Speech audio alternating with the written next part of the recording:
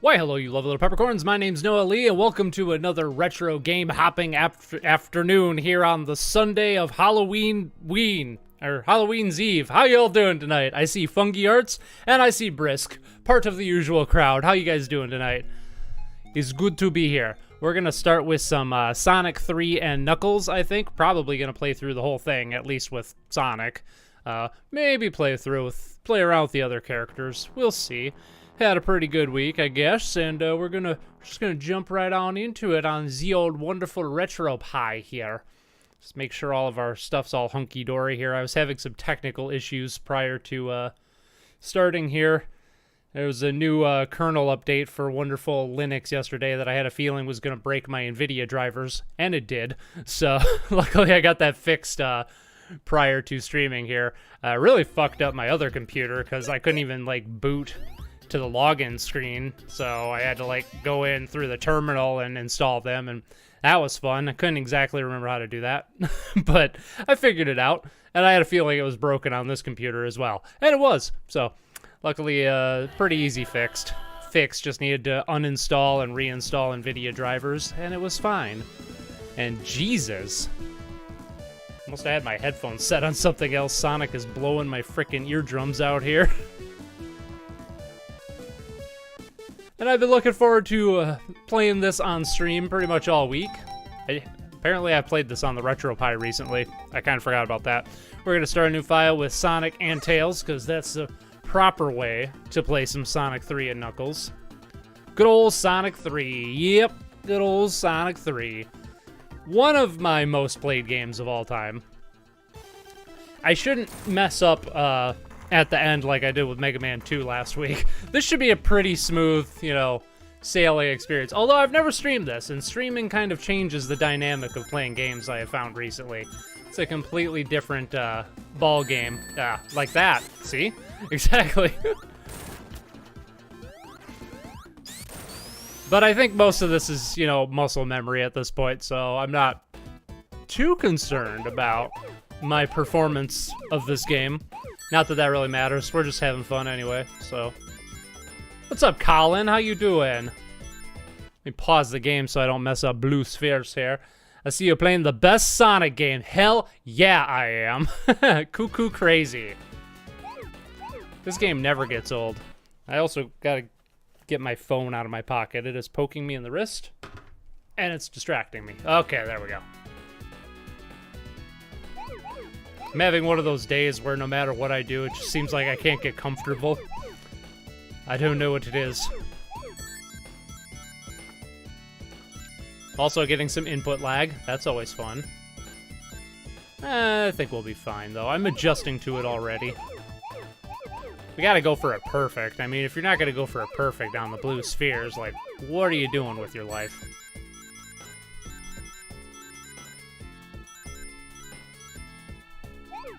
And these special stages just never get old. They're just... I don't know, man. Sonic's had a lot of different special stages over the years, but they've just never been as enjoyable as this one. I don't know what it is, but this is just such a simple idea and so effective at the same time. And there we go. Let's go for the high score today, baby. I actually have played this game a few times for a high score, because if you get an automatic 50,000 points every time you get a perfect on the Blue Sphere stages, and it's not too hard to do. Might not be able to do it on all of them, but most of them I should be able to get a perfect on. Blue Spheres isn't your favorite? Which one's your favorite, Brisk? I know a lot of people are fond of the one from Sonic 2, but I never liked that one personally. The ones from Sonic 3D Blast are fine, but they're really freaking easy. I really don't like the special stages in the original Sonic the Hedgehog either. They're fun, or they're enjoyable for their aesthetics, but I don't think they're all that fun to play. I just don't like being pushed and pulled by the whims of the Genesis hardware.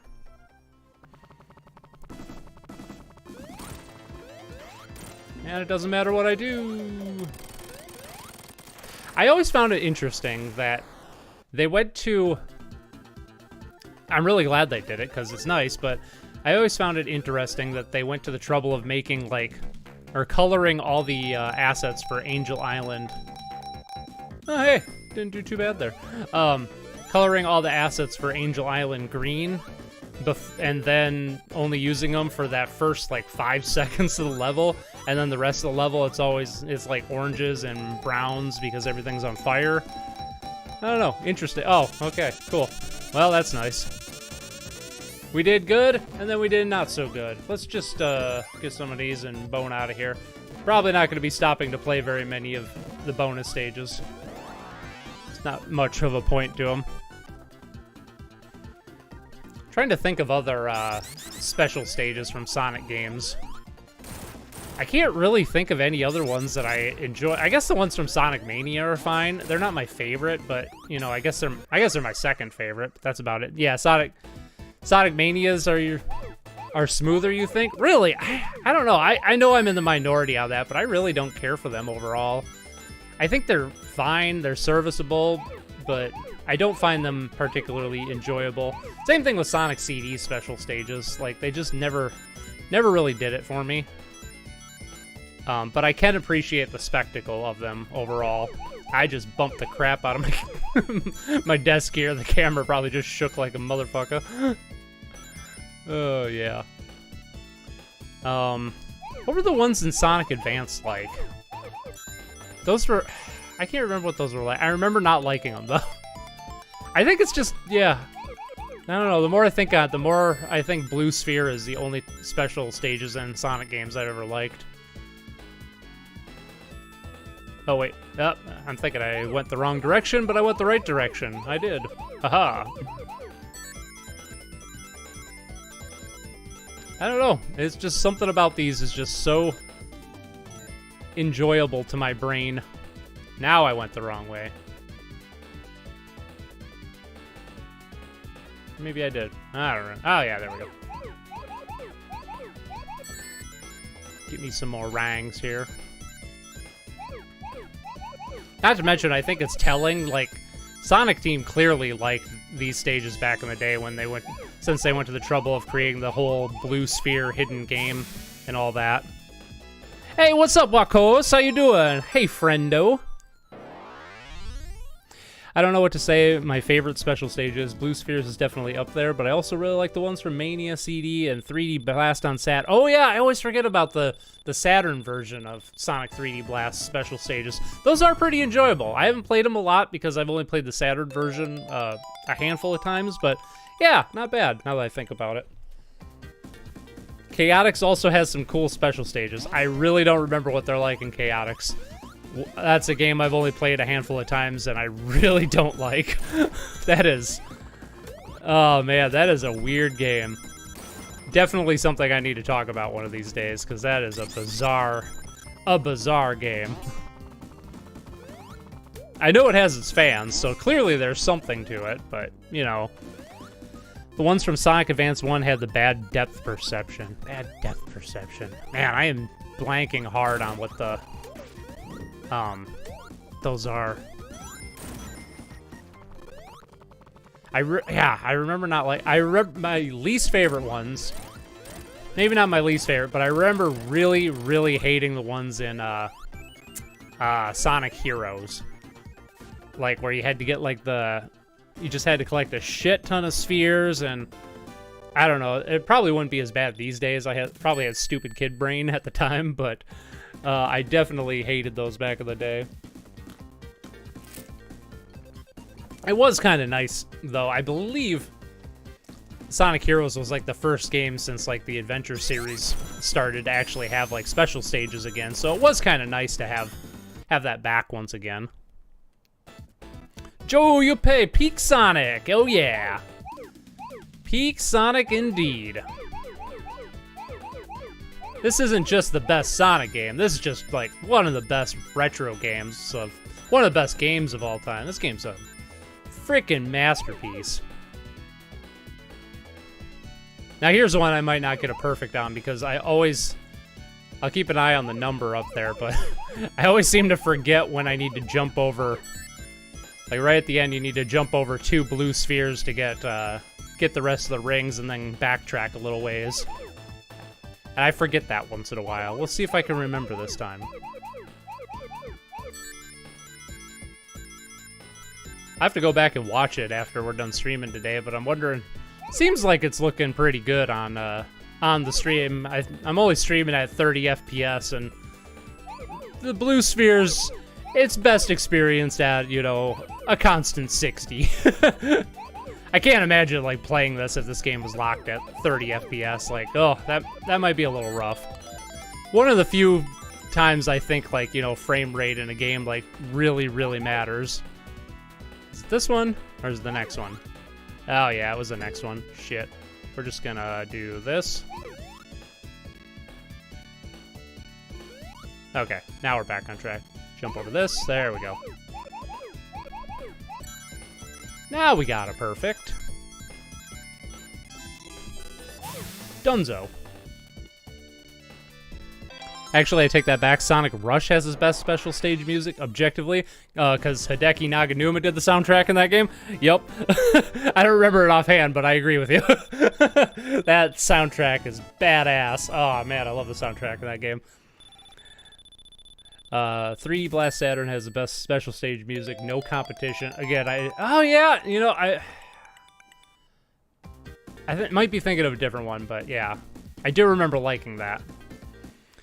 Speaking of Sonic Rush, I actually went back to the used game store for the purpose of going back to rebuild my DS collection, and that was one of the games I got. Nice. I've only ever played the first Sonic Rush game, and I only played it like once or twice. I probably played through it once as Sonic and once as Blaze. I've been meaning to check out like Sonic Rush Adventure. I hear a lot of people say that's pretty good too, but I haven't played it yet.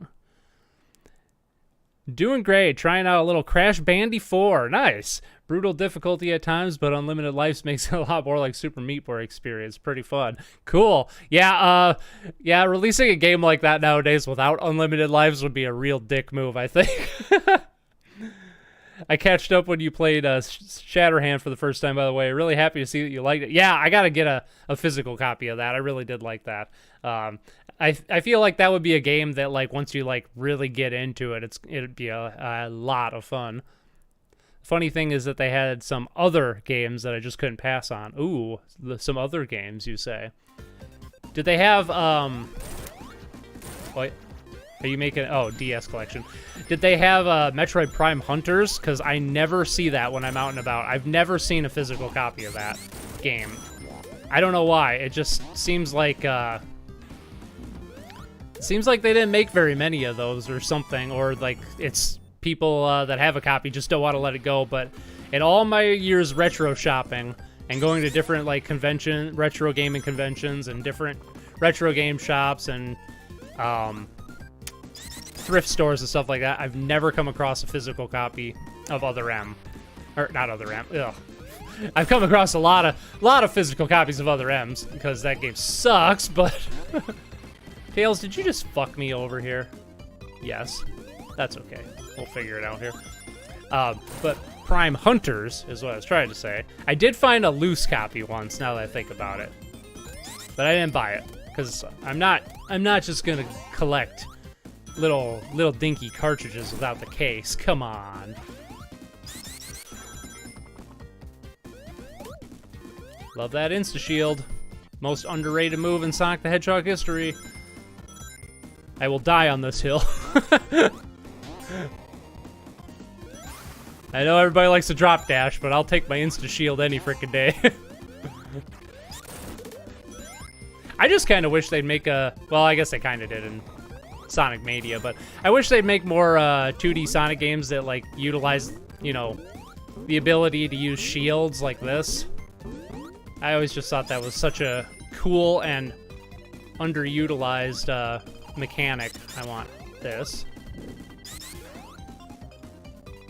Just weave in there. I don't want to go in there. What's up, Jimbo Dragon? Weird, I always see it here in the convention and store, but never at the price I want to play. I'm going to play this whole section without looking at the screen. You ready, guys? It's going to be amazing. All right. They didn't have hunters, though. Nice. Banjo-Kazooie, Twilight Princess for GameCube, and Conker's Bad Fur Day. Hell yeah. Nice. Tails, get good. Fun fact, but I experienced Shatterhand without knowing that I have it. Somehow it was in the pile of NES games at my parents' house. Still live there, by the way. Dang. That's awesome. Like, you know, having access to a game, be like, wow, I really want to play this, but, I really want to play this if only I owned a copy, and then you own a copy. Get wrecked, Eggman. Excuse me, Robotnik. We haven't started calling him Eggman in the States yet. It's too early for that jazz. That did blow my mind back in the day. Like, you know, when I first played Sonic Adventure 2 and they started calling him Eggman, and I thought it was so freaking funny because, you know, he's always had, like, the egg stuff. Turns out he's always been called Eggman in, you know, Japan, so it wasn't really a joke Sonic was making, but I thought it was hilarious. Ah, yes, the old Hydrocity Zone, or Hydro City Zone if you're a filthy casual.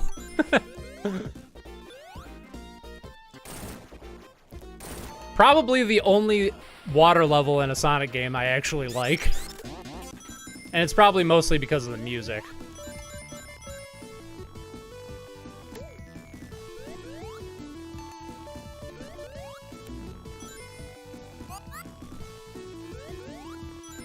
Forgot to say, but I'm glad you liked Felix the Cat from the other week. Also, currently playing a bunch of PC Engine shmups at the moment. You got a lot to choose from. There's a lot of classic shmups on the PC Engine, my friend. Nice. Yeah, I did really like Felix the Cat. Another game I really want to get a physical copy of.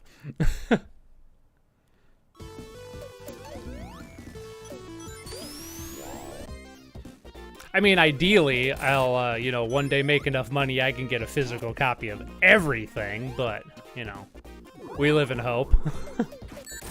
Oh. I messed up there. We'll just take a little breather here. Couldn't be me. That makes it stronger because I thought I had every NES game as a kid, but I remember that we had trouble with blinking lights sometimes. Yeah, I mean, everybody had trouble with that. The NES wasn't really designed very well, if we're being honest. You know, the whole trying to make it look like a VCR thing to make it look as far removed from a video game console as possible, and absolutely just, you know, gimping the console because we don't want it to look like a video game console. We want it to look like an entertainment system. Like, let's just make the system objectively worse so we can, you know, market it better. I understand why Nintendo did that, but I don't know. I have you heard of Blinking Light Win? You probably don't have this problem anymore because you probably upgrade your 72-pin adapter in the NES several times at this point, or something like that. But I have this thing that I just installed in my NES not too long ago called Blinking. It's called the Blinking Light Win, and oh, damn. We got some... No, I want to go into the hole here. No, I want to go in the hole here. There we go. Oh, I don't have any rings. Oh, okay. Have I watched Sonic 2 yet? No. I don't think I've watched a single movie since we, talked about that. I don't watch a lot of movies anymore. I'm too busy gaming. So many games to play.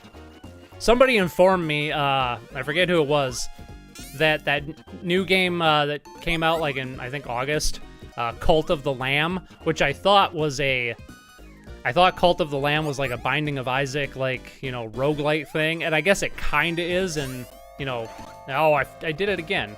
Fuck it, let's go up here. No, leave me alone, fishy. But somebody informed me that it's actually closer to, like, ActRaiser, and I, like, watched some gameplay of it last night. It looks really fun, so I'm probably gonna pick that up later tonight and check it out, because... Oh, no, I want that. Yeah, I'm not big on roguelikes, but that looks like a lot of fun.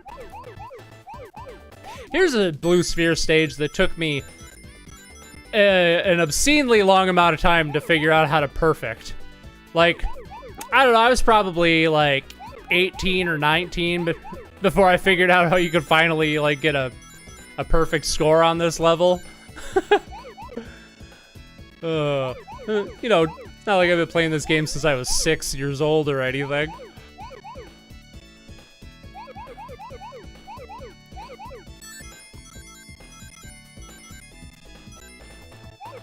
Like, it just never occurred to my brain that you could, like, you know, outline any shape of blue spheres in this to get all the rings, and not just, like, you know, a squarish or a rectangle shape. I don't know. I think I just did it for fun one day and then was, like, blown away that that's actually how you... And you know what? And then I fucked it up anyway because I wasn't paying attention. And well, anyway, that's how you get a perfect if you were to execute it properly, which I didn't. But yeah, there's do yourself a favor and watch it already, please. Maybe we'll see. I don't know. The first Sonic movie was kind of like an event. It was kind of like a spectacle, but then, like, you know, the sequel, now it's a franchise, and I just don't get, you know, excited about franchises anymore.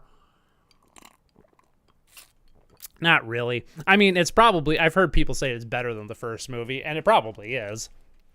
You know, it's got Tails and Knuckles in it, and, you know, it looks like Jim Carrey's having a blast once again. So, can't really go wrong with that, but I don't know. I'm sure I'll watch it eventually, but it's not a high priority for me at the moment. Who needs to watch Sonic 2 when you can play Sonic 2? Exactly. That was like when I first read your comment, Brisk, and said, have you watched Sonic 2 yet? I'm like, I've played several times Sonic 2, like hundreds of times, but...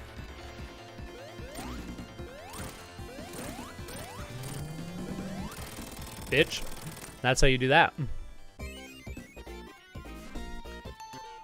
I like the second act in this game, or in this level, so much more than the first. Mostly because of the music again.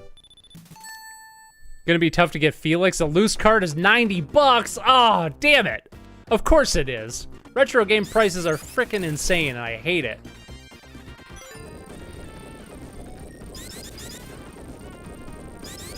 It's amazing how I've played this game so many times and I'd never stop having fun with it. And I can't even really say that for, like, any other Sonic game. Like, even, like, you know, Mania is definitely my second favorite Sonic game, but even that, like, you know, I play through it, like, I don't know, I played through it probably, like, 10 or 15 times since Sonic Mania came out, but I just don't get, like, the same... It's probably mostly nostalgia now that I'm thinking about it, but yeah, I just don't get the same level of satisfaction from any other Sonic game as this. Not even, maybe it's not nostalgia though, because, like, you know, I played Sonic 1 and 2 probably just as much as this, maybe not quite as much, but pretty close to it. And I just don't have much desire to go back and play those, replay those. Like, I might, if somebody would have said, let's play Sonic 1 or Sonic 2 on stream, I probably would have groaned a little bit, because, I don't know, they're just not as enjoyable as this one to me.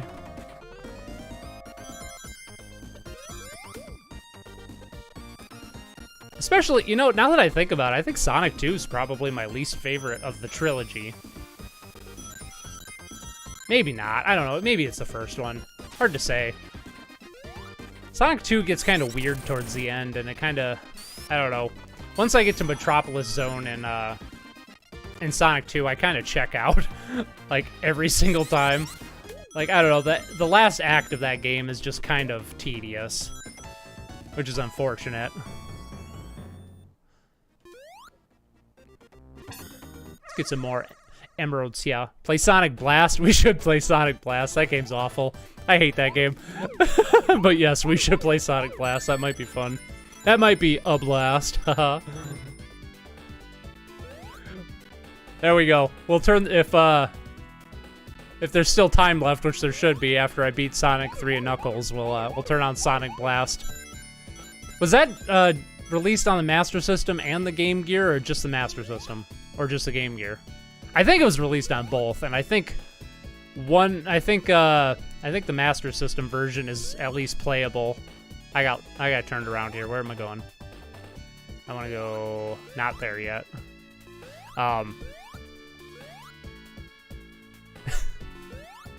Yeah, I don't know what they were thinking with that game. I think they were thinking like, oh hey, Donkey Kong Country has like these pre-rendered, you know, sort of 3D graphics that we turned into sprites. That looks cool.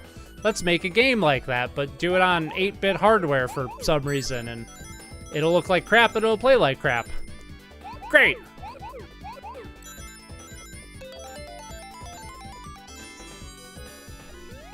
got ye old perfect again.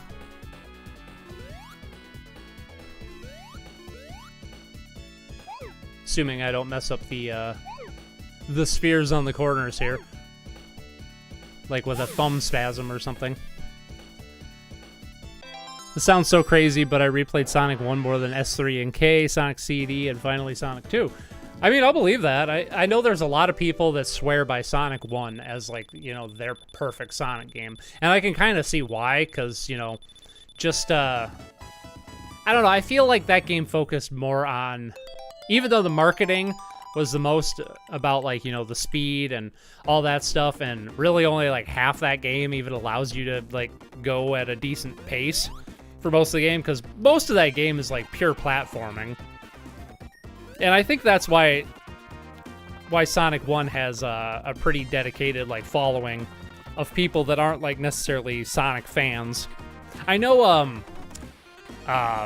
Joe from GameSack, he really doesn't like Sonic. He's a big Sega nerd, but he really doesn't like Sonic games. But Sonic 1, he always says you know, is probably his favorite just because it's like more of a pure platformer, but he doesn't like the momentum-based platforming that the series kind of became known for later, which is fair. I mean, I think that's why Sonic 3 and Knuckles is like the perfect Sonic game, because I think it has like the perfect balance of, you know, speedy set-piece moments with some momentum-based platforming, just like some... I might hit the back of a shark. Okay, there we go. And just straight-up pure platformingness. You know, like, I had some pure platforming there. It kind of slowed me down a bit. And then I had a nice little set-piece moment there, and it was nice.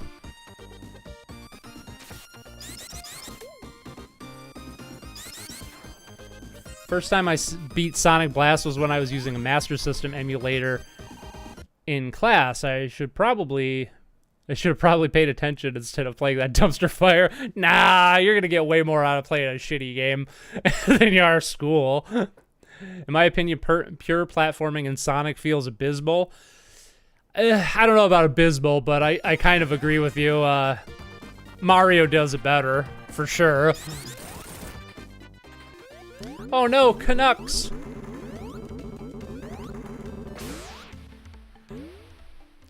I don't think I replayed Sonic 1 because I don't think I replayed Sonic 1 because I think it's perfect, but I replay it because it's short and kind of nostalgic. My mom also played.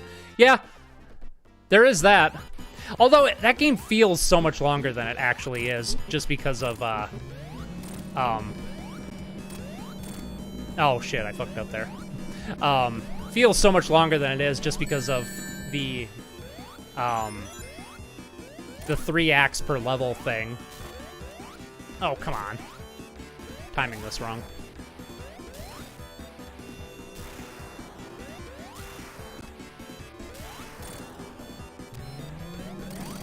That works.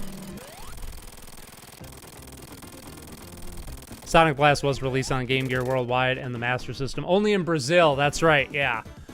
And, yeah, you know, I've always wanted to do a video on, it sounds strange, but I've always wanted to do a video on Brazil and video games, because there's something weird about Brazil and video games. Like, they got, like, so many, like, random things like Sonic Blast, and the Master System was big there, and they get a lot of, like, weird bootlegs, and there's a lot of games that are created in Brazil for, like, AAA hardware that never gets released anywhere else in the world, and most of it's unlicensed stuff, and it's a really interesting culture for, you know, video games, and it's something I've always wanted to dive more into.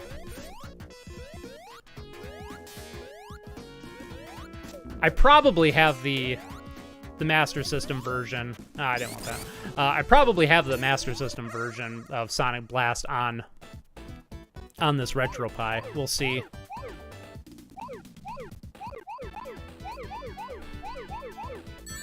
I always wondered, there must be like some mathematical, like, hue changing going on under the scenes with these blue sphere levels, because the color palette is always just, like, perfect. Like, there's never really, like, even when you're playing, like, the blue spheres, like, the hidden bonus game, and it's randomly generating a lot of these levels, like, the color palette and the balance of color always is perfect. So they must just, like, you know, be using, like, some base colors that are on opposite ends of the color wheel. Or I guess in this case they're pretty similar, though, because this is, like, blue and light blue. That's interesting. Maybe that's all it is. It's just, you know, similar colors on a color wheel. Oop, I messed up there. And then they're just adjusting the hue with the code or something. I don't know. I should probably, like, you know, actually research blue sphere sometime, because it's probably pretty interesting how it works under the hood. I'm sure there's plenty of videos on it. Ba-ba-ba-ba.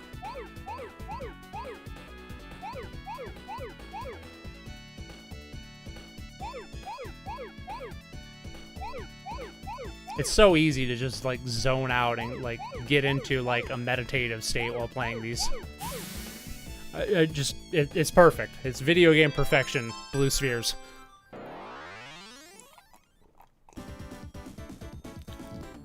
Well, I passed my whole college playing a Game Boy Advance emulator. Nice. This song rules. Every song rules. Yes, best frickin' soundtrack ever. The special stage uses Ice Cap's palette, and Ice Cap uses Marble Garden's palette because the order was switched in development, or at least that's what I heard. This special stage uses, and Ice Cap uses Marble Garden's palette. What do you mean by that? It would not surprise me if they messed something like that up, or if they like had to rearrange it because they split the game in half, like, you know, mid-development. I did look before I started streaming to see if I had Sonic 3 complete on my RetroPie. I don't. I should, because otherwise I totally would have played that instead of the official ROM. Because Sonic 3 complete is just, you know, it's the complete version of Sonic 3 at Knuckles. What more could you want? I kind of wanted that. I don't know why I jumped off of it. Oh well. Ah.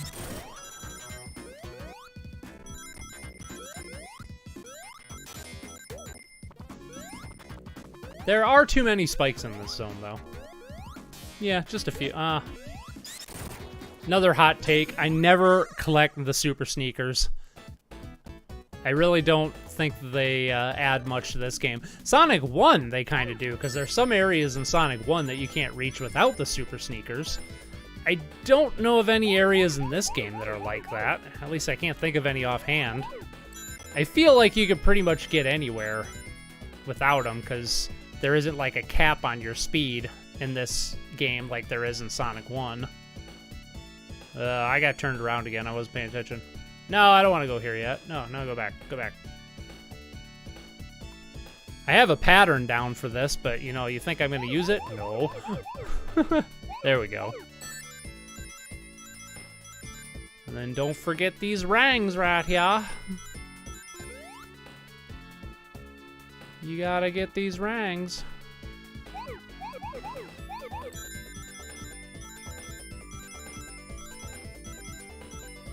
Three levels in and we're gonna be supersonic. How about that?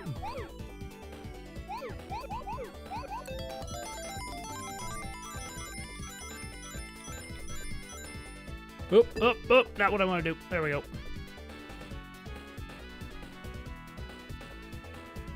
And should be over here, yeah. Right there. Where's the other one? Right here. I fucked up. Oh well. Has to do with the game being split in half? Yeah, that's kind of what I thought. You play probably my favorite stage. Marble Garden is your favorite stage. That's interesting. I always hear people shit on this level. I like this level, but I always hear people say it's the worst level in the game. And you know, I don't know what I'd call now I can be supersonic. Woo! You know, I think the speed shoes are pretty good to get a better time, probably. I don't know, they're pretty fun and matters pretty much to me. Yeah, that's fair. I like, I don't know. I just think everything else is balanced so well. They kind of, I mean, I think that's the idea of the speed shoes, is that you're you know, going faster than the game is really designed for. Whereas, and now we're supersonic. And now we're supersonic, and it's like having speed shoes all the time, which, you know, kind of sucks. No, it's cool. One criticism I have of this game that thankfully Sonic 3 Complete fixes is that when you're supersonic, you're forced to you're forced to listen to the invincibility music the whole time you're supersonic. It gets old. Especially when, you know, the stage music is so enjoyable in this game. And then you just have to listen to the same, like, 10-second loop over and over again. And then you've been playing this game for going on 30 years. And you're so good at that you always have, like, more than 100 rings, so it just never ends. Yeah, good times. But, I mean, you can just, like, zoom through, you know. To be fair, when I was a kid, I never got the emeralds this early in the game. So, didn't really matter. Did I just go around? No. Okay, we're good. I was thinking I did a loop-de-loop. I don't want to go that way. By the way, Noah, my Conquer cartridge has a little trouble booting. Do you have any advice on how to get it to run better? Did you try cleaning it yet? Probably a stupid question. You probably did. Little trouble booting. My first go-to would be, you know, the paper method. You know, fold up a piece of paper and stick it in there and, I fucked it up. Kind of, like, use it to sand the contacts down a bit. I'd also try, you know, that toothpaste method of mine that I talked about in my, my video on cleaning games and stuff.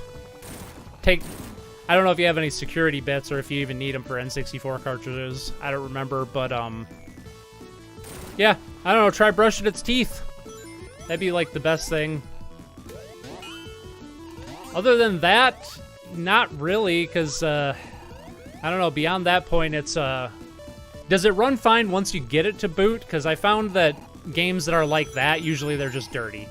But if it has trouble, like, you know, staying, like, if it has trouble playing once you have it booting, then, you know, not always, but sometimes I found that that's an indication that, you know, something on the cartridge itself is going, like, you know, maybe the contacts are, you know, starting to get corroded beyond repair, or there's some corruption in the, like, ROM chip or something like that, which is not something that's easy to fix. Without, you know, ripping the ROM chip out and reflashing it, which is basically equivalent to just getting a whole new cartridge at that point. So hopefully it's just dirty contacts. My guess is that's what it is, especially with N64 cartridges. They're not really known for failing like NES cartridges are. They're pretty robust. Hey, what's up, Paladin Matt? How you do? We play in the Sonic the Hedgehog 3. If we weren't, wish we were playing Sonic 2, that would have rhymed a lot better with what I was going for there. But there's some frame struggles, but it might just be the reality of N64 games. Conker's runs pretty smoothly for the most part on actual hardware. I'm sure there are some frame dips though, because that is totally just a hallmark of N64 games. Other than that, it runs perfectly fine. Yeah, it sounds like it's just dirty. Like, really dirty, and probably has, like, a light layer of a patina or some corrosion on it. I'd try taking it apart and brushing its teeth with some toothpaste, some whitening toothpaste. Clean it up with some good old isopropyl alcohol, put it back together after it's dry, and probably be good as new at that point, based on what you said. Why am I going this way? I don't need a thing. For the lulz.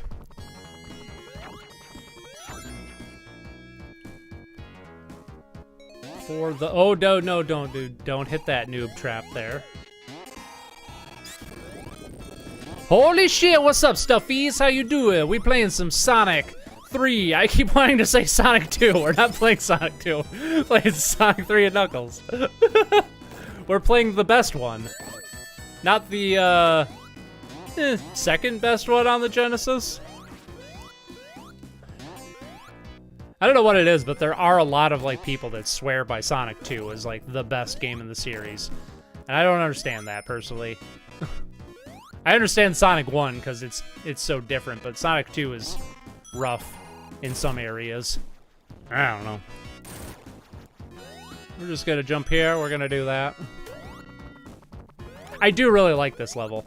I don't know if I finished that thought earlier. I don't remember when I was talking about Marble Garden, but I always hear people shit on this level, but I really like it. I think it's just because you have to slow down a bit in this, and I don't know. Some Sonic fans are like, I want to go fast all the time. If I can't go fast all the time, then it's not good. That's what Sonic fans sound like. Diehard Sonic fans. But I'm going fast here. Ow. As I bang my finger on the desk, you know. Oh, okay, we're Super Sonic again. I'm so glad that after Launch Base Zone, you don't have to worry about accidentally turning into Super Sonic for a while.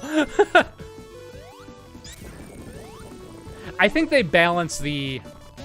Well, no, never mind. I was gonna say I think they balance the large rings in the second half of this game much better than the first half.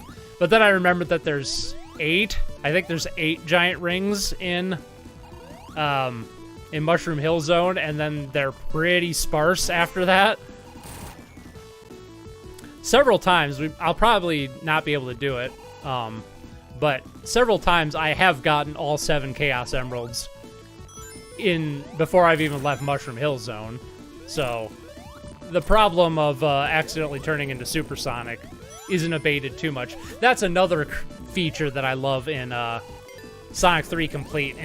There's a setting that allows you to only turn into your super form if you press up and jump at the same time. Oh my god, that is a feature I wish the original had so much.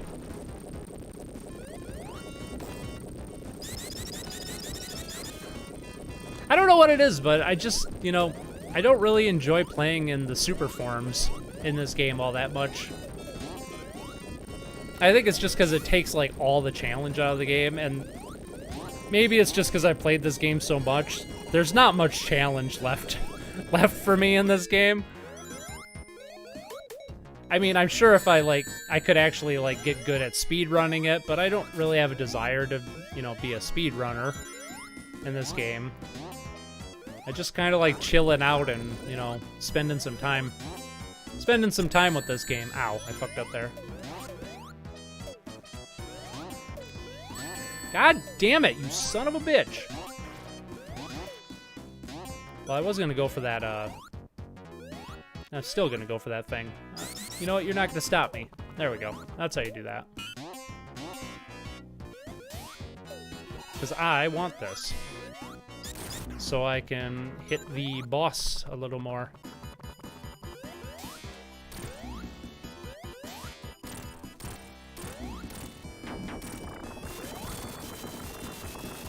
Try that.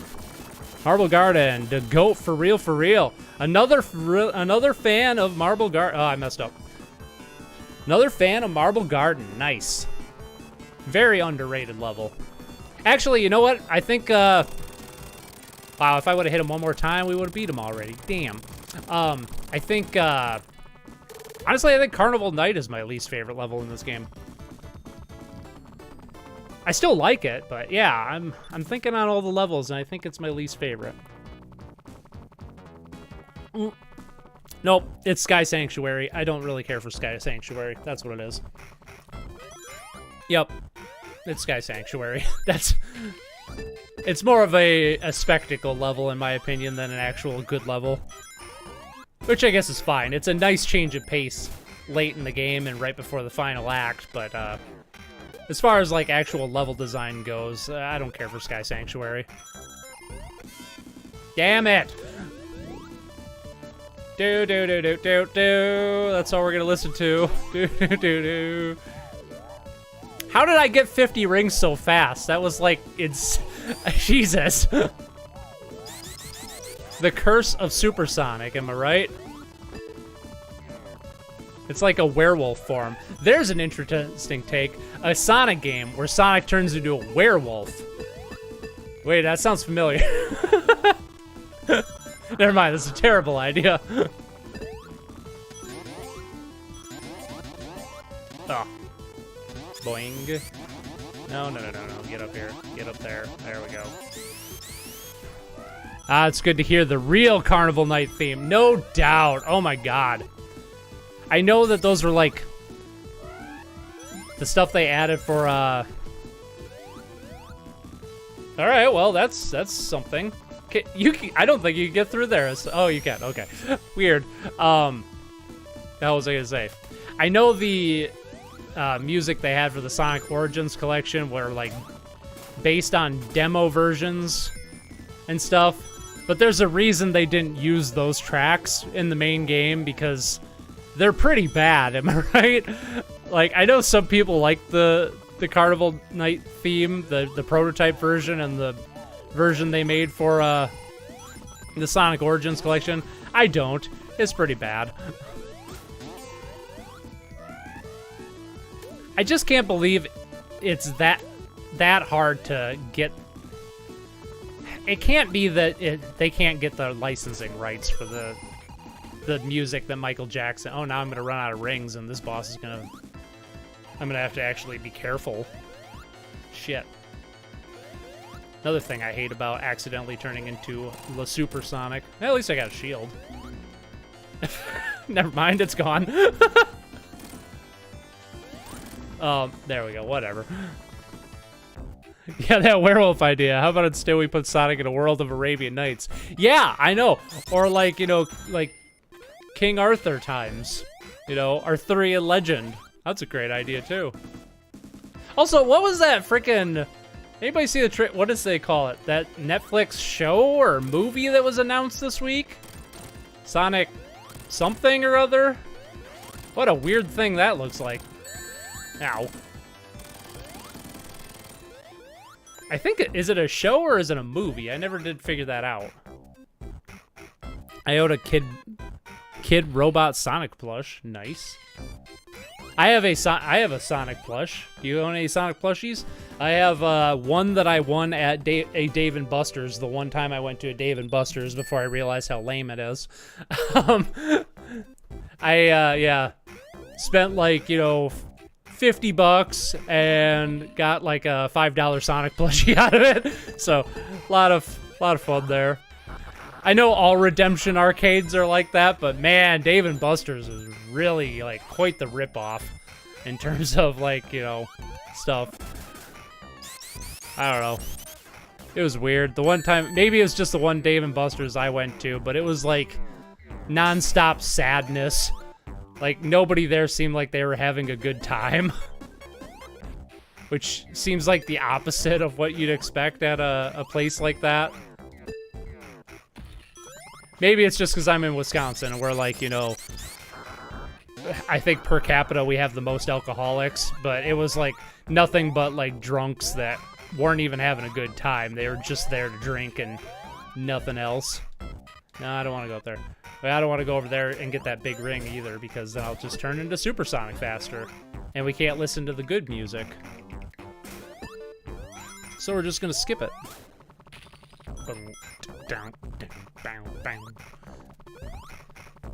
This song's got some nice funk in it. It's got some good funk. Sonic Prime, yes, thank you. I couldn't remember what it was called. Is indeed a show, and I'm looking forward to it. It looks interesting. Yeah. I mean, again, I'm probably not going to watch it right away because I don't watch a lot of stuff, but interesting. Okay, real talk. Everybody is wrong about, like, the Barrel of Doom and this thing. It's not that tricky. Come on. I know so many people have gotten stuck on, like, the Barrel of Doom segment that's coming up, but I don't remember ever being stuck there or having trouble with it as a kid. It's pretty, like, if you mess with the D-pad for a second, like, you can figure out, I don't know. everybody's brain's wired differently, and there's some stuff that, you know, I'm sure I've had, like, idiot moments on, too, but the Barrel of Doom thing seems a little overblown to me. Is that just me? I don't know. I do like in the, was it the Sonic Origins collection, like, they have the Barrel of Doom on the title screen, just to, like, taunt people. I think that's pretty funny.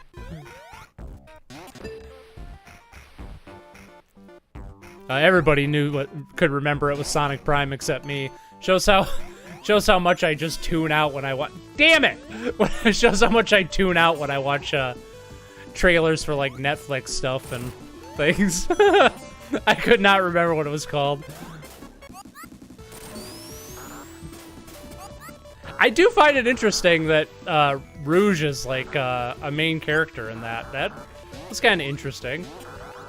Which means Shadow's gonna be in it, because like, if Rouge is in it, then you know Shadow's gonna be out. Also, I like they're going for this like total like, you know, communism or like fascism like look with like the red and black hues and the, you know, looks like Soviet Russia type art, or yeah, the Soviet Union type artwork stuff for the aesthetic of that show. And Shadow is red and black. So, yeah. Now, that was bullshit. Come on. That was bullshit. Supersonic is not that tall that I should have got squashed there, but I did. Oh, Shadow was the first character. Wait, I didn't see Shadow. Was Shadow in the trailer? Did I just overlook it? I didn't look for anything else besides, no, hold on. No, hold on. I want to go over there. I didn't look at anything else on the Sonic Prime thing except the trailer. He very well could have been in the trailer and I just didn't notice. That's a possibility. Like I said, kind of tune out when I watch Netflix trailers just because they all read exactly the same. I don't know. I'm just kind of burnt out on... I'm burnt out on a lot of, like, tropes and trailers and movies and TV shows and stuff. It's hard to get excited about stuff like that that's on, like, you know, mainstream sources like Amazon Prime or Netflix or something like that. Like, something has to really be out there before it piques my interest. Like, I don't know. I'm not saying it's going to be bad or anything like that, but I've seen so many, like, you know, character this but goes into alternate world situations, and the Sonic Prime trailer didn't really convince me that it was going to, you know, take that concept in a different direction. Not to mention they've already done that, like, several times in the Sonic universe, and you know, we've already had, like, you know, Sonic Sat-Am with, like, freedom fighters fighting, you know, dictator Robotnik in a world that he's already taken over. Like, I don't know, everything about it just has been seen before in so many other properties and also within the Sonic series that it doesn't wow me, and I probably won't check it out unless, you know, I don't know, unless I, like, get a bug up my butt and I want to review it or something. Otherwise, yeah, I'm probably just gonna ignore it, to be honest. It's not really for me, and I guess that's fine. It hurts to be old and not have your childhood stuff. Ooh, best special stage. God, I love this stage, and it doesn't pop up enough. Or best bonus stage, rather. I don't even care what I get. I just like racing to the top. Oh, except I'm gonna mess it up now. There we go. Come on, get up there. Get up there.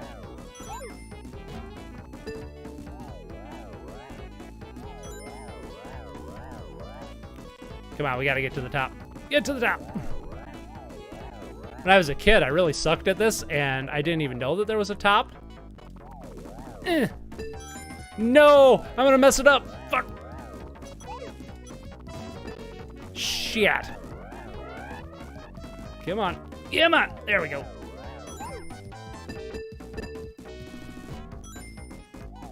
Gotta be getting close. Yes! Haha! Nice. Why the heck did they have rap music in the trailer? Because it's trendy. You know, that's how you tell the kids and the youth that it's all hip and everything. I can tell you that the OST of the show is going to be trash. Yeah, probably. Shadow was in the teaser for the show like a few months before the trailer dropped. Oh, well, see, there's the difference. This is the trailer is the first I'm hearing of this. I didn't know anything about this show prior to this week when they dropped the trailer. So, I see. Gotcha. I couldn't really care for the show. By the time it comes out, I'm still going to be playing Frontiers. Yeah, I am looking forward to a Sonic property, but, you know, again, I don't have high hopes that it's going to be good, but I feel like it's interesting enough that it might.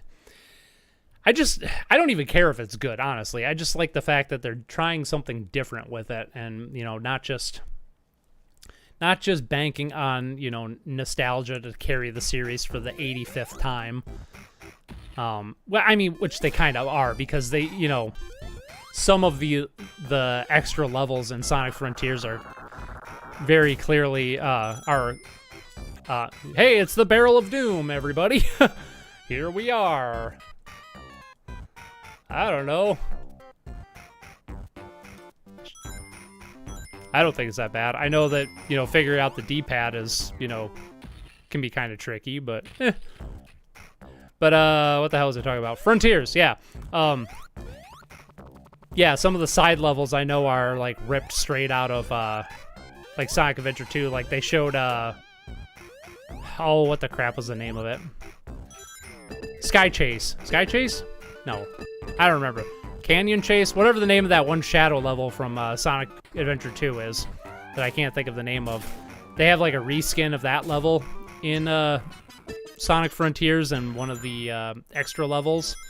So clearly they're relying on nostalgia to some extent. I mean, that's kind of true of any property that's, you know, as old and popular as Sonic is, but I do like that they're at least trying something different, even if they are just ripping off Breath of the Wild at the end of the day.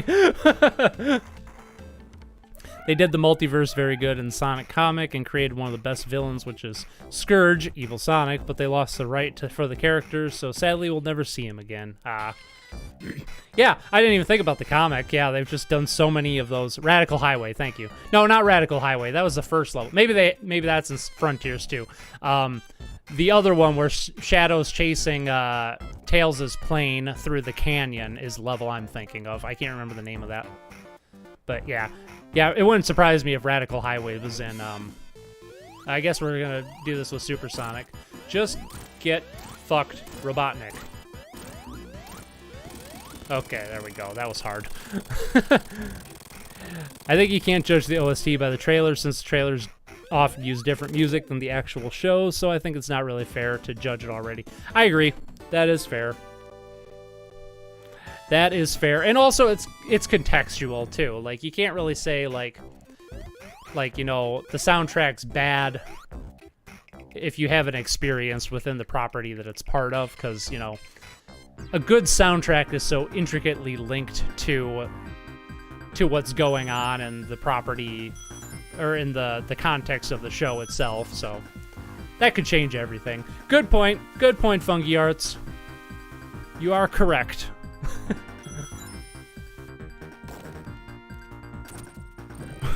Why they played the goofy beat though? I don't know what you're talking about there, bro. The goofy beat. Alright, can I, like, avoid getting rings so I don't accidentally turn into Supersonic? I know why I accidentally do that, because I use the Insta-Shield all the time. Or I try to use the Insta-Shield all the time. And it's just so easy. Oh, I fucked up there. I'm just not going to collect the big rings, because I don't need them. I don't need it. I don't need it. Alright, now I have 55 rings. Come on, let's get a shield so I don't Supersonic. There we go. Okay. Whew. That's the biggest challenge of this whole game, is trying not to accidentally supersonic yourself.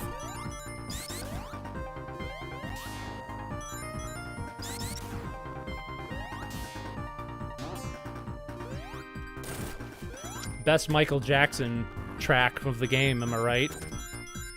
It's pretty good. I have no idea what stage I'm talking about. Really? It's Sonic Adventure 2, yeah. I think it's Shadow's second level in the game. He's like in a canyon, and he's chasing Tails' plane, because like Tails is on it with one of the Chaos Emeralds, I think. Might be like Windy Valley or something. I can't not remember the name of the frickin' I'm looking it up. I don't remember. It's bugging the crap out of me. Sorry, everybody.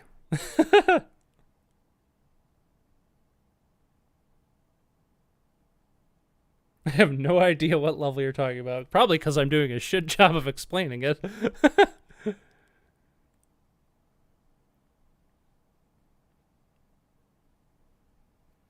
Hey, what's up, Live Coil? How you doing? Skyrail! Yes, you beat me to it. I just saw it right when you put it on there, Brisk. Yes, Skyrail. That's what I'm looking on. Hi, Live Coil. Welcome to ye old Sonic 3 and Knuckles.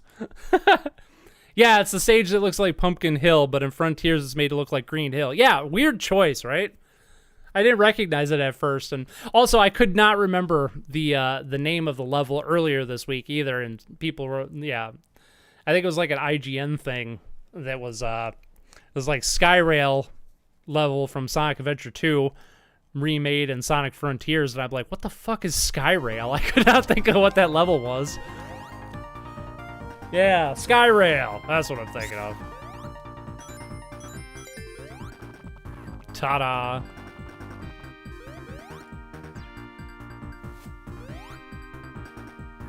Time to break the camera. There we go. Okay, camera's fixed.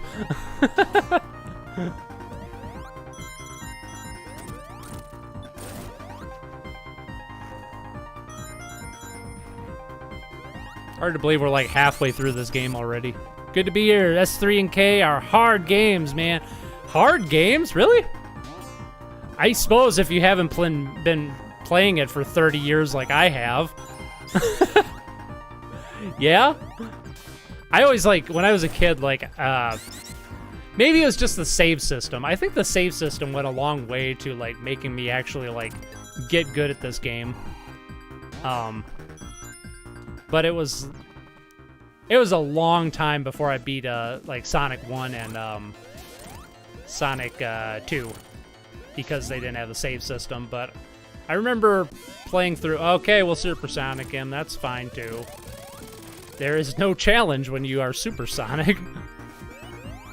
Sonic 3 is the best game ever made. Fight me, I will fight you. It's a damn good game, but best game ever? No, not even close. So many better games out there. Super Metroid from this era is better, for one thing. Compared to, like, 2D Mario games, though, I'd say this is better than, like, every 2D Mario game. Maybe not 3D. I'm quite fond of the 3D Mario games, but... I mean, you got... Oh, thanks, Tails. I was going to do a thing there, but you totally fucked it up. That's fine. Got a Genesis as a teen with all the Sonic mini-games. Got to Metal Sonic in 2, but could never beat in the third stage on... Could never beat the third stage on Sonic 3. Hey, we were just talking about Marble Gardens earlier and how people don't like it. It's not hard. The 19-year-old internet user can tell you. Yeah, I mean... I think some people just aren't wired for, like, Sonic games. I'm not wired for Mario games. I'm good enough that I can get through a Mario game, like a 2D Mario game, but that's it. That's about the best I can say. Like, you know, that one I played, when I was doing the whole Friday Night Beer and Game thing, I played Super Mario World, and I was getting my ass kicked. And people in the chat were like, dude, what the fuck? And I'm just like, I'm sorry, I'm not good at Mario games. I didn't grow up with them. It's a completely different world for me. Oh. Hey, can I... I'm gonna try a thing here. Oh, nope, can't get high enough. Damn it. Oh, well. We'll go this way. Bold opinion. Super Mario World is better than all the Sonic games on Genesis combined. Well, yeah, I would agree with you there, because I think if you add Sonic 1 and Sonic 2 to the perfection that is Sonic 3 and Knuckles, it would just make the game worse. So I will agree with you, but combined, yes. But compared to just S3 and K, no. No, this is way better.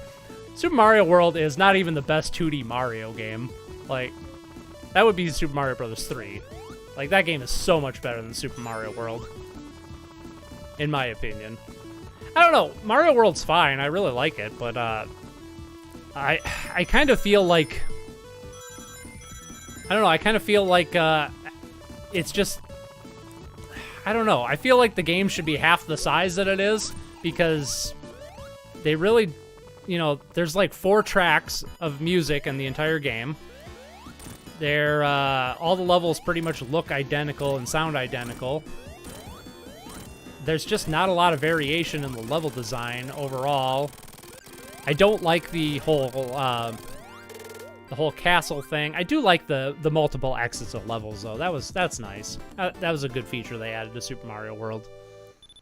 But I don't know. There's just a lot of corner cutting in Super Mario World that I feel holds it back.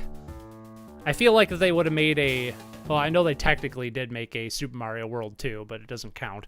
If they made an actual Super Mario World 2, I think it would have been a lot better, but I feel like they were just sort of getting their feet wet and trying to figure out how to use the Super Nintendo. Whereas, and they hadn't quite figured it out yet. And I feel like that aspect holds Super Mario World back a little bit. I don't know. That's just me, though. Thank you. No, it's so boring. It's the same thing for like 20 hours. That's how I've always felt about Super Mario World. Again, I love that game. It's great. It's just, I don't know. It feels like Nintendo didn't know what the hell they were doing, and that's rare for them, because usually, even if I disagree with like the direction they take a game in, they always feel like they always feel like they know what they're doing at the end of the day. I don't want that frickin' ring. I do not want to turn into Super Sonic, damn it. But I don't know, Super Mario World just feels like a demo, like a really long demo. That's what it feels like to me. Whereas, like, yeah, like Super Mario Bros. 3 is, like, so good, so fleshed out. It's got the overworld theme. It's got, you know, different secrets and stuff like that. And every level is just wildly different, but still kind of has, like, the same cohesive design at the end of the day. It's brilliant.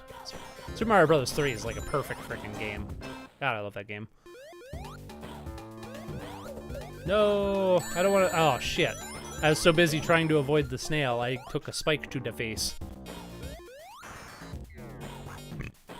Therefore, Yoshi's Island is Mario World 2. Yeah, I don't know why they even bothered calling that Mario World 2. Or the fact that, you know, Super Mario World is called Super Mario Bros. 4 in Japan. Which I think, based on what I said, it like feeling like a demo is kind of a strange name for them, but I don't know. I do have to say, though, Super Mario World does have some awesome technical achievements for the time that make it more enjoyable for me as a like a piece of history than an actual game. For example, like the way the camera moves and like snaps to like I watched a video once on like the design of the camera in Super Mario World, and you don't really think about it when you're playing. I don't want that fucking ring. No, I already have 70 rings. But the camera will, like, you know, snap to the ground a little bit in certain areas, and then like when you go down a slope, it like it does like a smooth transition, you know, from down the vertical axis, which was like apparently something that was really difficult to pull off back in the day. And you can, it shows, because if you pair like the camera work in Super Mario World to other platformers on the system, they just don't, like, the camera just doesn't look nearly as smooth. So they definitely, shit. They definitely were doing some interesting things with Mario World, but I feel like they put way more time and effort into the technical side of it than the actual artistic and design aspects. That's just me, though. Yoshi's Island is superb enough to stand on its own without Super Mario World 2 subtitle. Yeah, absolutely. I do like Yoshi's Island. Yeah. It's not really my kind of game. Like, the Yoshi games are... I like them, but they're a little too slow-paced for my taste. And they're kind of all that way, which... It's kind of why I don't get into a lot of Kirby games, too, because they're just... I don't know. It's just they're too laid back for my taste, I guess. I like more action-oriented stuff or more fast-paced stuff. Not all the Kirby games. Some of the Kirby games are really fast-paced, but a lot of them are like really laid back and stuff. Kirby and the Amazing Mirror is probably like a big exception for me, mostly because it's kind of like a Metroidvania style. I really like that game. Hey, what's up, Tanish? It's the first game I ever played, and I still don't like it.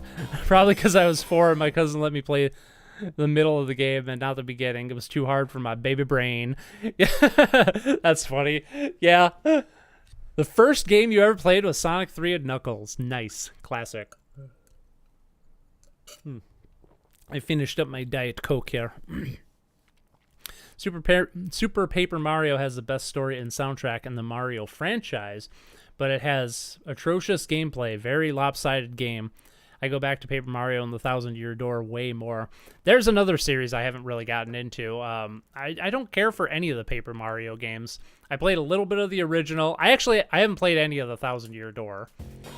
I played a little bit of the original, and I did play probably like 4 or 5 hours of Super Paper Mario, and yeah, I did not like that at all. It was really weird. And I really don't care about...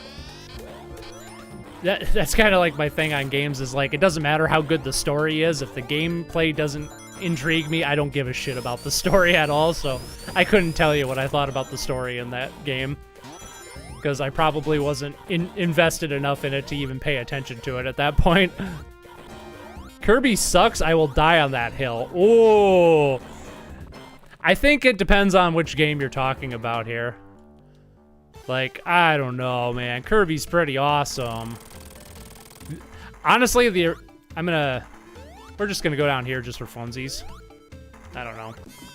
I always like the idea of just going down here while the Knuckles just throw a bomb and it's all gonna explode, but I'm just chilling on this one little corner here. That's fine, whatever. But yeah, I don't know. Honestly, my favorite Kirby game is the original. Like, I really like the simplicity of Kirby's Dream Land over like later games when they added like power, the ability to like copy powers and stuff. Like, I don't know. There's just something so special to me about like the simplicity of the first game that I just haven't felt in subsequent Kirby games. I do like Kirby's Adventure on the NES. Fantastic. And like I said, Kirby and the Amazing Mirror. I did like Kirby 64 back in the day. But yeah, I haven't really... Oh no! It's right there! I messed it up! Oh, better not die. But I haven't really played a lot of other Kirby games. They just don't really appeal to me overall. Oh yeah, Launch Base was another level they had to get rid of the music on, right? I think it was. You should give Thousand Year Door a genuine shot one day. I get not liking the N64 original, but Thousand Year Door is very accessible and has great writing. I have definitely heard that, and I would definitely say of all the Paper Mario games, that one is the one that has piqued my interest the most. So yeah, I'll definitely check it out one of these days, but we shall see. Goofy, we fit. All right, it's time to switch from the Diet Coke to a certified seltzer moment, everyone. Make sure I'm catching up with the chat here. I mean, that's factual. Kirby does suck of enemies. Kirby does suck. I agree. Yep, you know.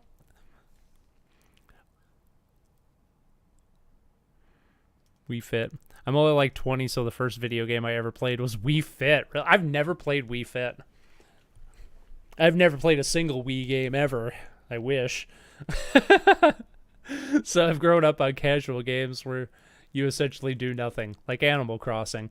Ooh, throwing shade at Animal Crossing. I do like Animal Crossing, but I've never played an Animal Crossing game for more than like a month.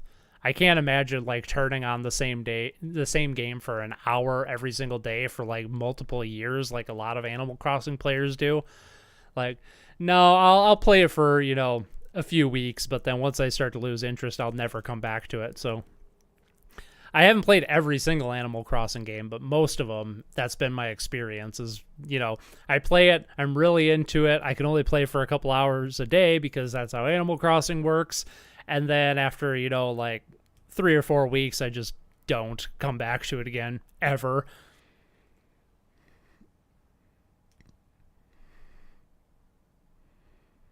My Paper Mario 64 is not bad either. My partner Ryan has played it. I think he liked it. Pretty sure. My mom was like, "Oh, the Wii, you could get fit on the Wii." It's weird that the new Kirby game made A jump and B suck without a way to change it until the Forgotten Lands. It was way more uncomfortable to me. That's just Nintendo. I was talking about that today. Like Nintendo just like, you know, they always force like a certain control scheme upon people. They rarely let you change controls around. And I always thought that was weird. Plays Twilight Princess and Mario Galaxy like a boss.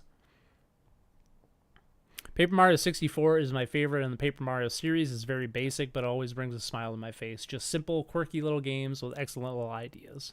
Nice.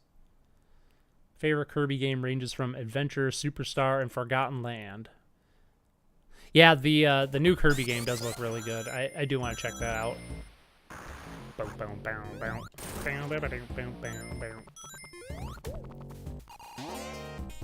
Oh, man. Yeah, that's right. They totally butchered the music in this level, too.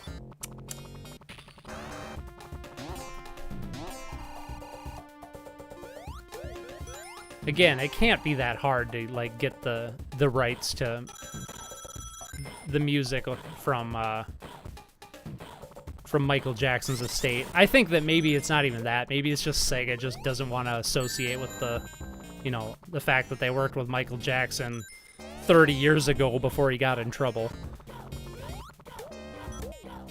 Which, yeah, whatever, I kind of understand, but yeah. I don't know.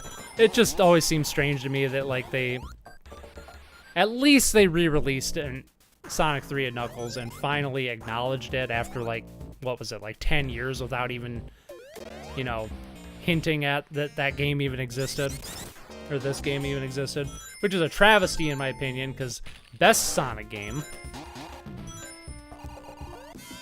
Ow! I'm so glad Mushroom Hill Zone is coming up. I'm tempted to not even get all the emeralds just so I don't have to keep turning into Super Sonic and ruining the wonderful soundtrack.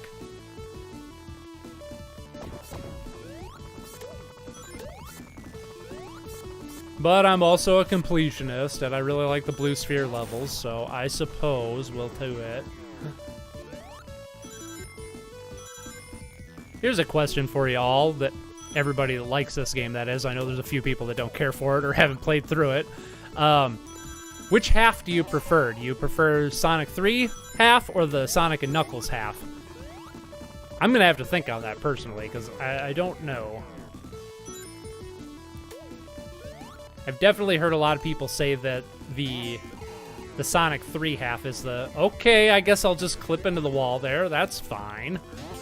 I'm going to drown. Whoa! Whoa! I'm going to drown just so I can look at this glitch. Damn. Nice. Oh, come on.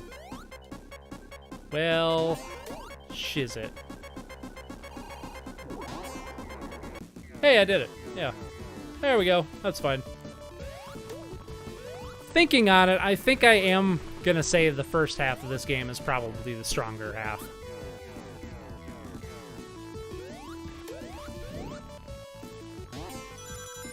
But Flying Battery Zone is probably my favorite level in the game, and that's in the second half, so...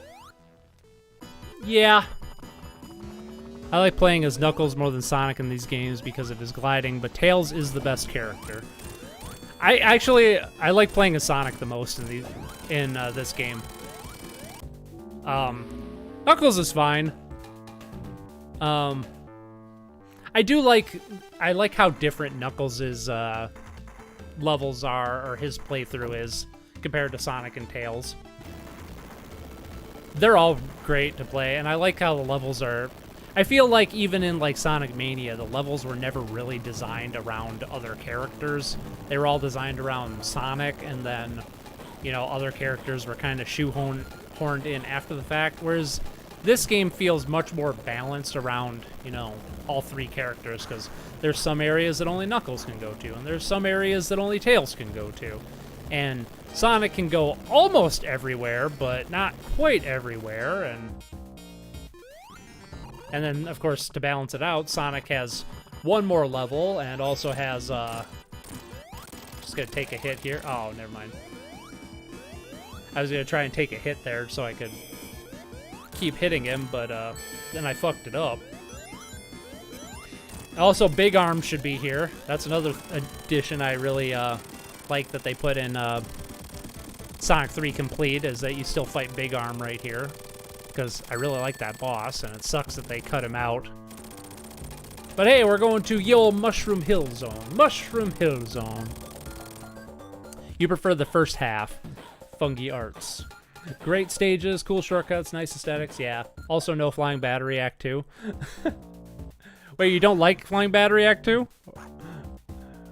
Wait, that was me describing the whole game, whatever.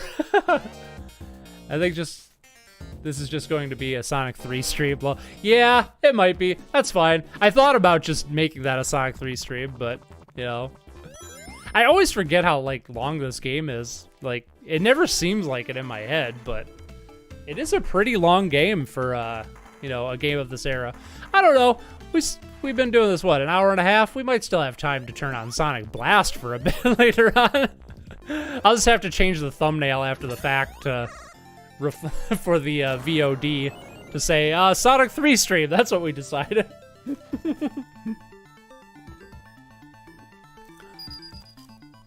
Yo, Noah, non-video game related question, kinda. Do you have a Discord? I do not have a Discord. I used to.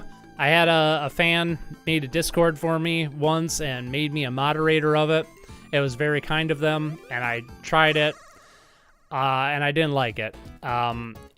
It's not my cup of tea, and I've had several people ask me if I'm going to bring the Discord back. I'm not going to, at least not anytime soon. I'm not going to say no, because, you know, things are always open to change, but if I were to open up a Discord again, I'd have to have somebody else moderate it, because I would never be on it. I'm not into that kind of, I know a lot of people don't consider Discord social media, but I do, and I'm not on any social media. I don't like, you know, I'm not on forums, I'm not on stuff like that, so I don't know. I like the idea of, like, you know, building a community and stuff like that, and I mean, that is kind of what, you know, we're doing here on YouTube. We have, you know, nice little community. You know, you guys are hanging out. We all like, you know, similar games, and even if we don't agree on different games, we have good conversations and stuff like that, and that's great. And it would be really cool to have something like that somewhere else, like a Discord, but I feel like it would just be too much energy taken away from, you know, my creative pursuits if I were to have something like that. And speaking from past experience, it was kind of draining. I don't know why the sound effect just turned to the sound of, like, losing rings there briefly. That was interesting.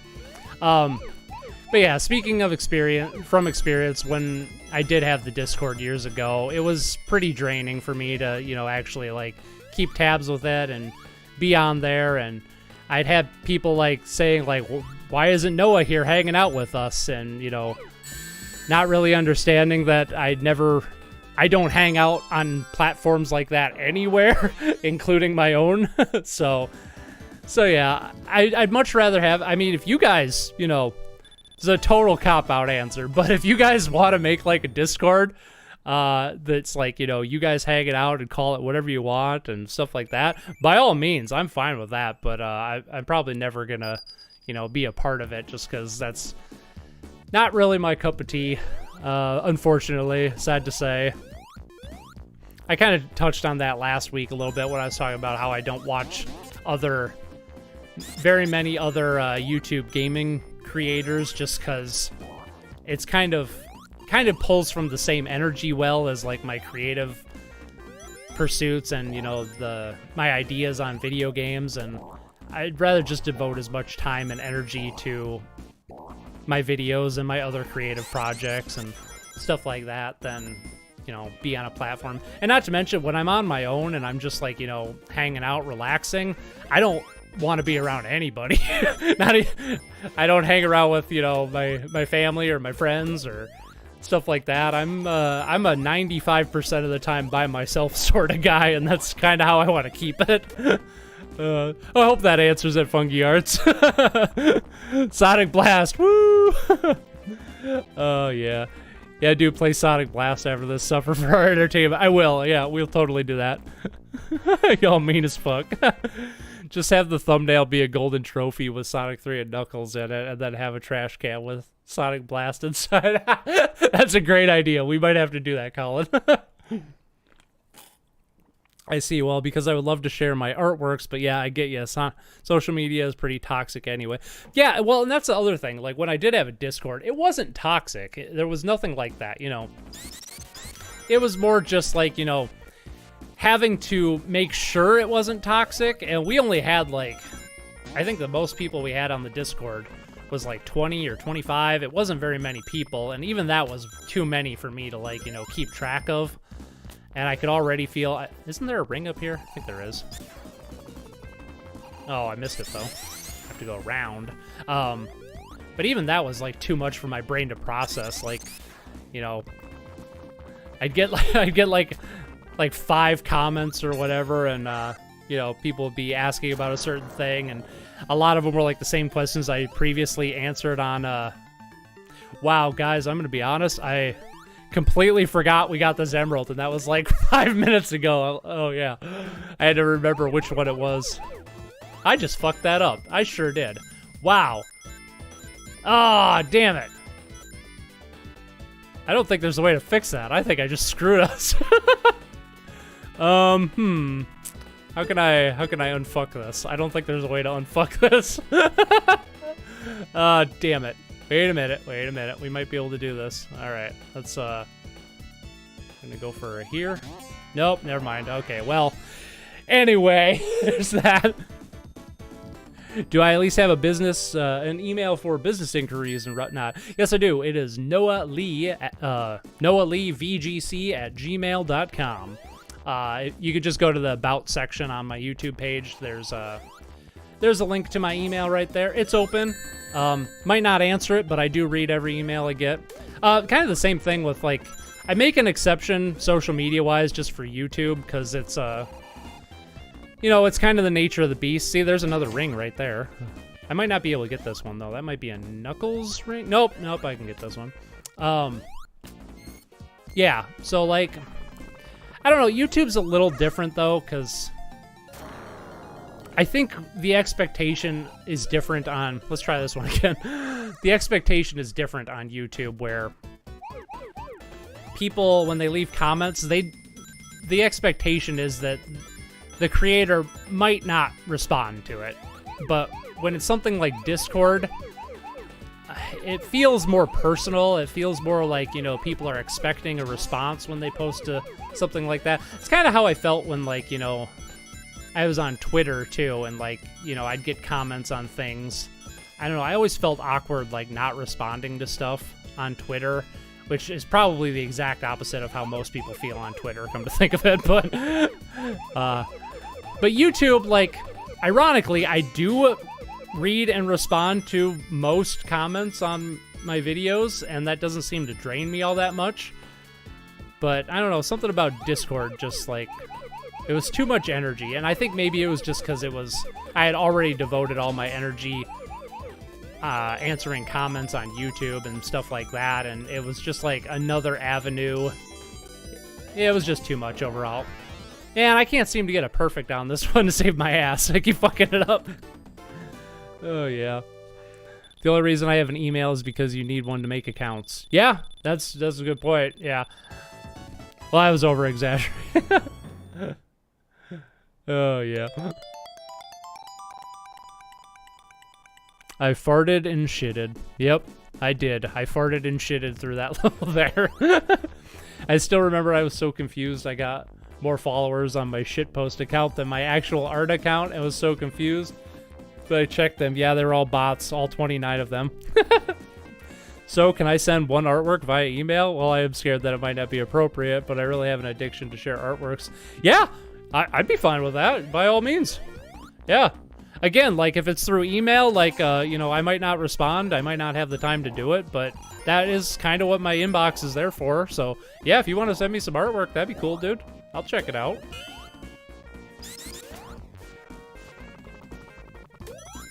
But I do kind of see what you're getting at, because that's another draw for me for, like, something like Discord was, you know, would be the ability to have, like, other people share their artwork, you know, and it not just all revolve around me and my artwork and stuff like that. I wish there was something... I wish that the community tab on YouTube was more robust like that. I wish it was more closer to, like, a Discord, like an actual community, not just creator post a thing, followers comment on thing, ta-da. It would be nice if you could have, like, you know, a community channel on YouTube, still in YouTube, for, you know, members of, like, you know, our little community on YouTube to share their own stuff.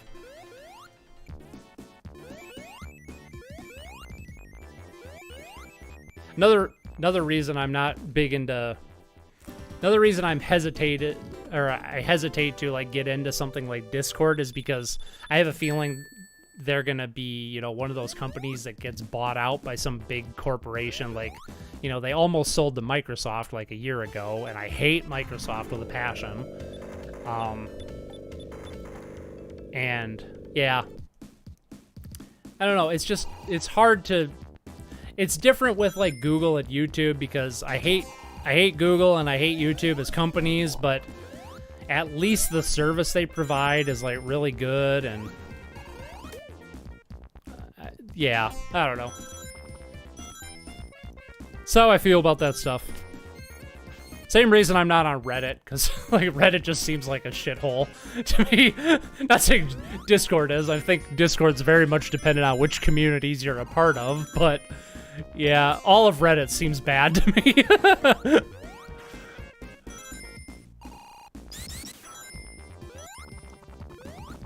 No, don't. Oh, damn. Random question, but do you go hunting ever? You have a what? Oh, you have a handgun in Sonic Blast episode, and it seemed to have woods in your yard based on your vacation jokes video. No, I don't go hunting. I did when I was younger. My dad was a hunter.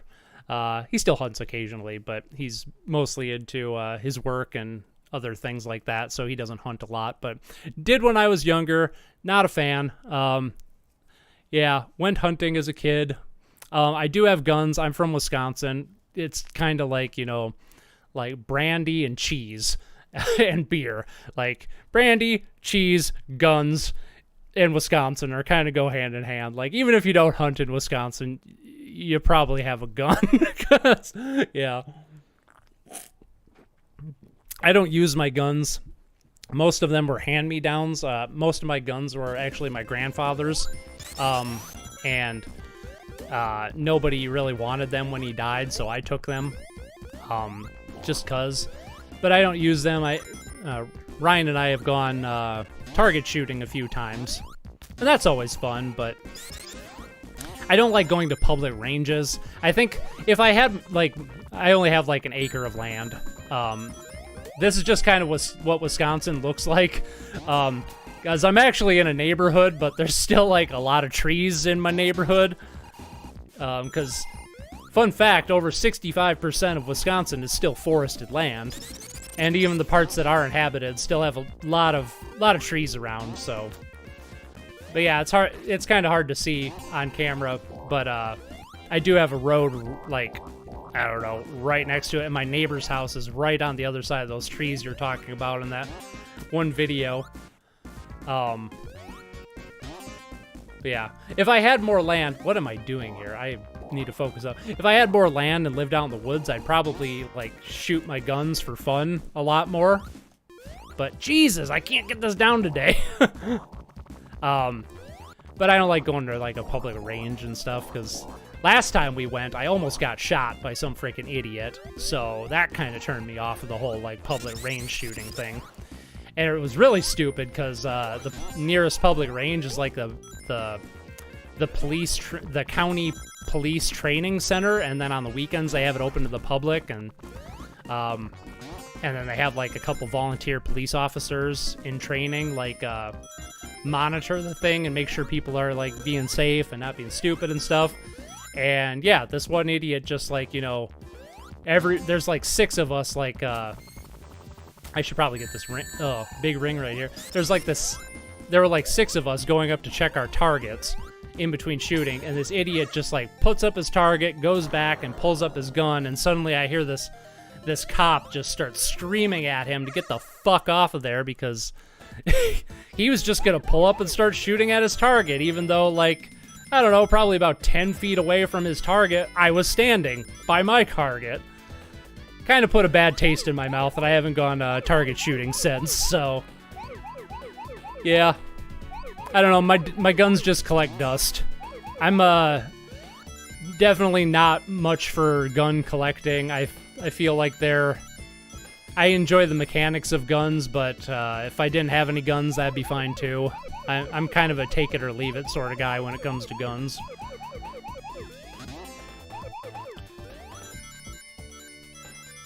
But yeah, the handgun that you're talking about in my Sonic video was actually, I've gotten so many comments on that, because it's a High Point, which is like the cheapest freaking pistol you can buy, and like all the gun nuts out there just absolutely hate High Point as a brand. And I just used it because I won it in a raffle, or my dad wanted it in a raffle and he didn't want it, so he gave it to me. Yeah, I did it again. I can't believe it. I just need to quit trying to go for a perfect on that level. I'm wasting all of the super rings here. But yeah, so I just, like, I've never even shot that gun up until that point. I just, like, used it as a prop and, you know, made it look like I was pointing it at my cousin Alex, who wasn't even, when I filmed the scenes with me and the gun, I was actually home alone. Some movie magic there for you. Like, he was nowhere around, because I would not feel comfortable having a gun, like, you know, on a video set. Unless it was just me. Like, no freaking way. No, thank you. Oh, yeah. Yes, the last thing I drew was a pumpkin today. You have guns based? Yeah, YouTube doesn't show comments with bad words in them, so I gotta censor some words. Yeah, that doesn't surprise me. Yeah, I saw that. You have a handgun. Yeah. Probably should say the word gun several more times, so YouTube you don't just shut the stream down.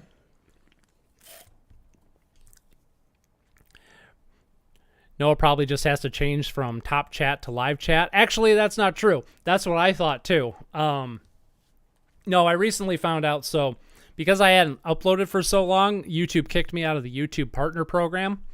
I'll be back in. It doesn't really matter. It's fine. I don't really care anyway. But YouTube kicked me out of the YouTube partner program, which I was in for like 10 years. And fun fact, when you're not in the YouTube partner program, you don't get to choose what words can and can't be said on your live streams. YouTube decides that, and they are very strict. So, unlike my old streams where I could, like, you know, have like a tag cloud of words that I don't want people typing in and it was left up to my control, now that I'm no longer in the YouTube partner program, they don't trust me to do that. So it's completely up to YouTube to, decide what words are okay for this whole thing. So, yeah. I definitely get the words thing here in Mississippi woods thing. Close to 70% of the state is just a forest. Yeah, it's pretty awesome. Based moment. Nice. Boy, I've never get America and guns. Yeah, me either. I've lived here my whole life, and I get it. I understand the whole... Without getting too political here, I'm very neutral when it comes to guns. I don't think assault rifles are a thing that people should have, but I also think, I also think that the problem isn't just guns. It's part of it, but that's not the whole story. There's a lot of issues that lead to a lot of different problems that lead to gun violence in America, and the number of guns certainly doesn't help things. I'm just pissed off liberals, and I just pissed off conservatives right there by saying that, by, taking the fence pole sitting thing there, but yeah. Yeah, that's why I stay out of politics, because, I don't know, I see too many, I see too many perspectives, and none of them are good. There's not really a good answer, which sucks. That's the worst part. That's very cringe. Wisconsin, huh? Lo, you're pretty close to Red Letter Media. Red Letter Media is in Wisconsin, or near here? They're probably like Chicago, if I were to guess. That wouldn't surprise me. They crack jokes about Milwaukee and surrounding towns. Oh, they're from Milwaukee? Really? Oh, nice. I'm from Madison, so yeah. Well, not from Madison. I'm from a small town nobody's heard of about an hour from here, but I currently live in the Madison area. So, yeah. I like Wisconsin as not like, again, don't care about the politics of Wisconsin. One of the most conservative states in America. It's fine. But just the scenery and, yeah. I do love me some good old Wisconsin culture. I do like my cheese. I don't drink anymore, but I did used to like my beer and my brandy. There's a lot of beer and a lot of brandy that gets consumed in Wisconsin. And there's a lot of guns. We got a lot of guns. And a lot of hunting. There is a large, hunting culture here in Wisconsin.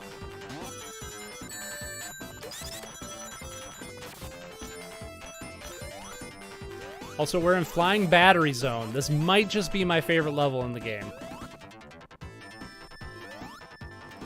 Red Letter Media is Milwaukee. I didn't know that. Interesting. I haven't watched a lot of Red Letter Media. I'm familiar enough with them. How could you not be?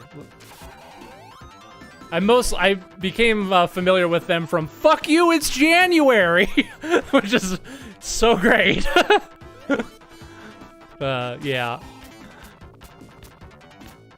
Well, that's cool. Milwaukee's a cool town. I've gone there a few times for various concerts and stuff. And yeah, Milwaukee's a cool town. We have a life-size statue of the Fonz in Milwaukee. Damn it, I did it again. Fuck. What was I saying about this being potentially the best level in the game? Just kidding. This is a great level.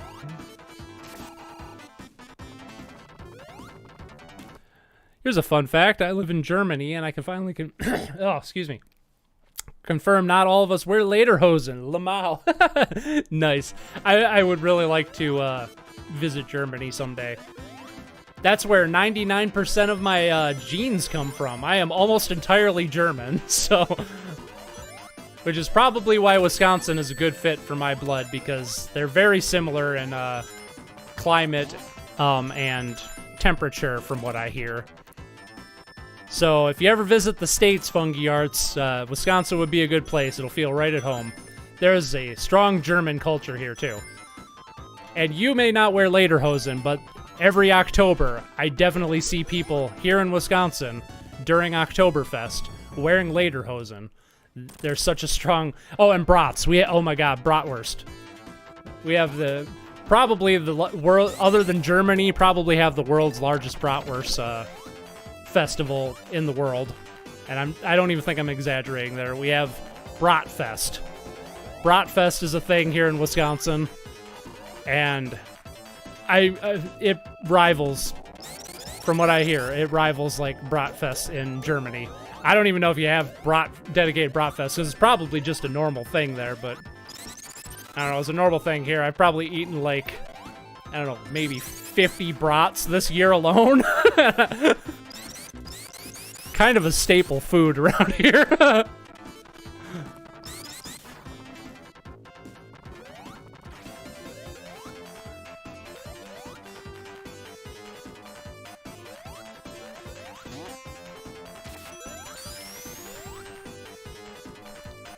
Yeah, they're like the German state Bavaria. Ah, nice, cool, classic. I farted and shitted again. Yeah, I know. I think I only know Red Letter Media from It Broke New Ground. Nice. I want to go to Germany too one day. Got a friend there who says I'm welcome anytime. I know people all over the world thanks to Coil. Nice. Yeah, that's definitely something I want to do more in the future is travel. I haven't left this region of the United States ever. I've been to obviously Wisconsin. I've been to a lot of places in Wisconsin. And I've been to Iowa and Illinois and Minnesota, and that's it. I have not left this geographical area or geographical region. I did quite literally spit on Canada once. So there's that. Not out of like, disrespect or anything, but just to say I did. I went ice fishing. There we go. Yeah, I don't hunt, but I do like ice fishing occasionally. Another stereotypical Wisconsin pastime for you right there. But my dad and I went to Lake of the Woods, Minnesota, which is the northernmost part of the continental United States. And you actually have to... Technically, you have to drive through Canada to get there. We were on the lake, though, so we came from the other side where America's at. And we were, like, right next to the Canadian border, but it was, like, in the middle of the lake. So, like, one night I went for a walk while we were out there, and they had a whole bunch of, like, buoys frozen in the lake, like, that marked the Canadian border, and signs that said, "Do not cross."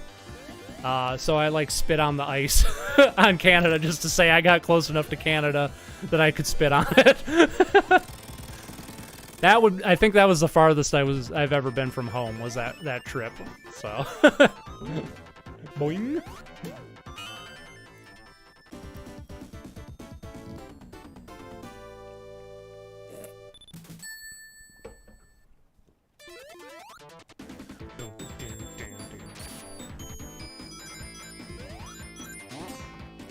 Yeah, this kind of did turn into a Sonic 3 stream, did it? I honestly didn't think it would take us this long. I always forget how long this game is.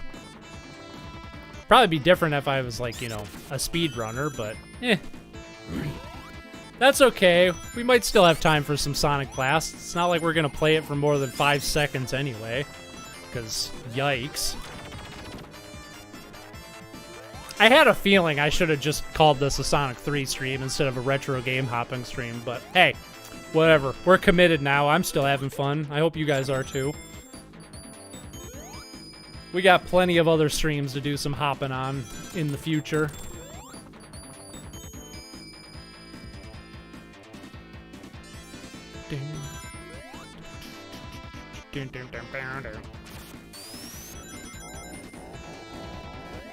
Do this. You guys familiar with the lead singer of Crush 40, Johnny Goeli? Gielli? I don't know how to pronounce his last name. Well, he's also in a German band. Axe, Rudy Pell, and I are going to a concert next year because I love this type of music. I almost met Crush 40 once. They were going to... I was at Midwest Gaming Classic, which was in Milwaukee. and they were guests there, but their plane got delayed. It was going to be they were going to have like a 5-song concert, and then they were going to do like a meet and greet with everybody there, because like Midwest Gaming Classic is such a small convention. There was probably like 200, maybe 300 people there. It was tiny, so, and not everybody went to like the would have gone to the Crush 40 event, so yeah, they were going to do like a meet and greet with people, and then their freaking plane got delayed and they couldn't make it, and I was so upset because I was so excited to like, you know, just like hang out and meet the Crush 40 guys and get a picture with them or something, and wasn't meant to be though. That was the same convention that the hell's his name? Billy Mitchell was at, the Donkey Kong guy. It was like he got his record for Donkey Kong was like revoked by Twin Galaxies like the day before. So it was like really awkward when he walked on stage to like give his keynote speech. Cause yeah, they revoked his Donkey Kong record because they determined that he was in fact using an emulator and had cheated. And rightfully so. For revoking it. But yeah, it was really awkward when he walked on stage, and you know, it was fine. Nobody called him out on it or anything. Like, he still gave his speech, and it was pretty good. And he seems like a pretty nice guy, you know, overall. But it was just kind of like this sour note hanging over the air of, like, it's like, ooh, this guy just got called out for cheating yesterday, and here he is at this classic gaming appreciation convention. Good times. Yeah, with respect to Sonic 3, how much longer do you have to beat it? It does speed up a little bit after this level. Especially, like, once you get to Lava Reef Zone. Oh, I fucked up. Damn it. Once you get to Lava Reef Zone, the game's practically over at that point. Like, it speeds up, like, quite a bit. But, yeah. I don't know. I don't want to bounce out because, you know, I've been wanting to play this on stream for, like, years now. And, you know, we have so many Sonic fans on the channel. So, yeah, we're gonna stick it through to the end. That's okay. But I do have to admit, I was not expecting it to take the entire stream when it's kind of looking like we're gonna take the whole stream for this. I'll just change the thumbnail for the VOD. It's fine.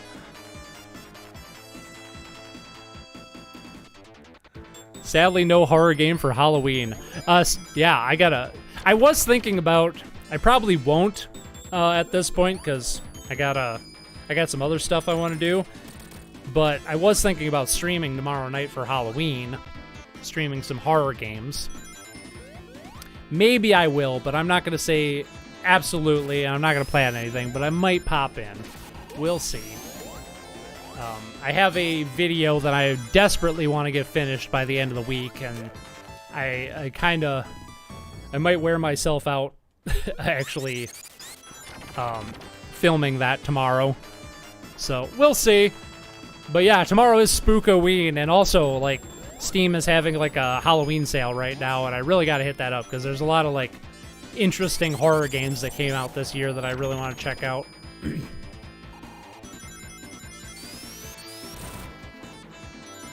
I do find that I've been playing a lot of horror games recently. Partially because I'm making a video, not the video that I'm going to finish this week, different video. I am making a video on indie horror games right now. What the hell? So I played a lot of indie horror games, like a lot, and I've been playing them. Let's not be stupid about this. Let's do that. Yeah, there we go. Wow, it's been a long time since I've gone this direction in Flying Battery Zone. I took a wrong turn at Albuquerque somewhere. Okay, let's maybe not die here. That'd be cool.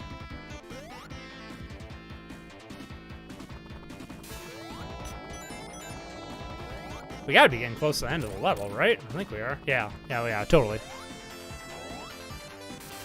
Oh yeah, no, totally finish Sonic 3. Okay, yeah, I didn't think you were like saying, no, fuck Sonic 3, let's call it quits, but I didn't think that. Well, here I was thinking, like, you know, earlier, before I put up the retro game hopping. No. Oh, I thought I was gonna die there. Shit. Before I put up the retro game hopping thumbnail and title and all that, I thought, you know, like maybe we'll just do a Sonic 3 stream and like I'll just like play through the game a second time with Tails or Knuckles or something. Totally forgetting how insanely long this game actually is compared to like every other Sonic game or every other 2D Sonic game. It's just a big game, man.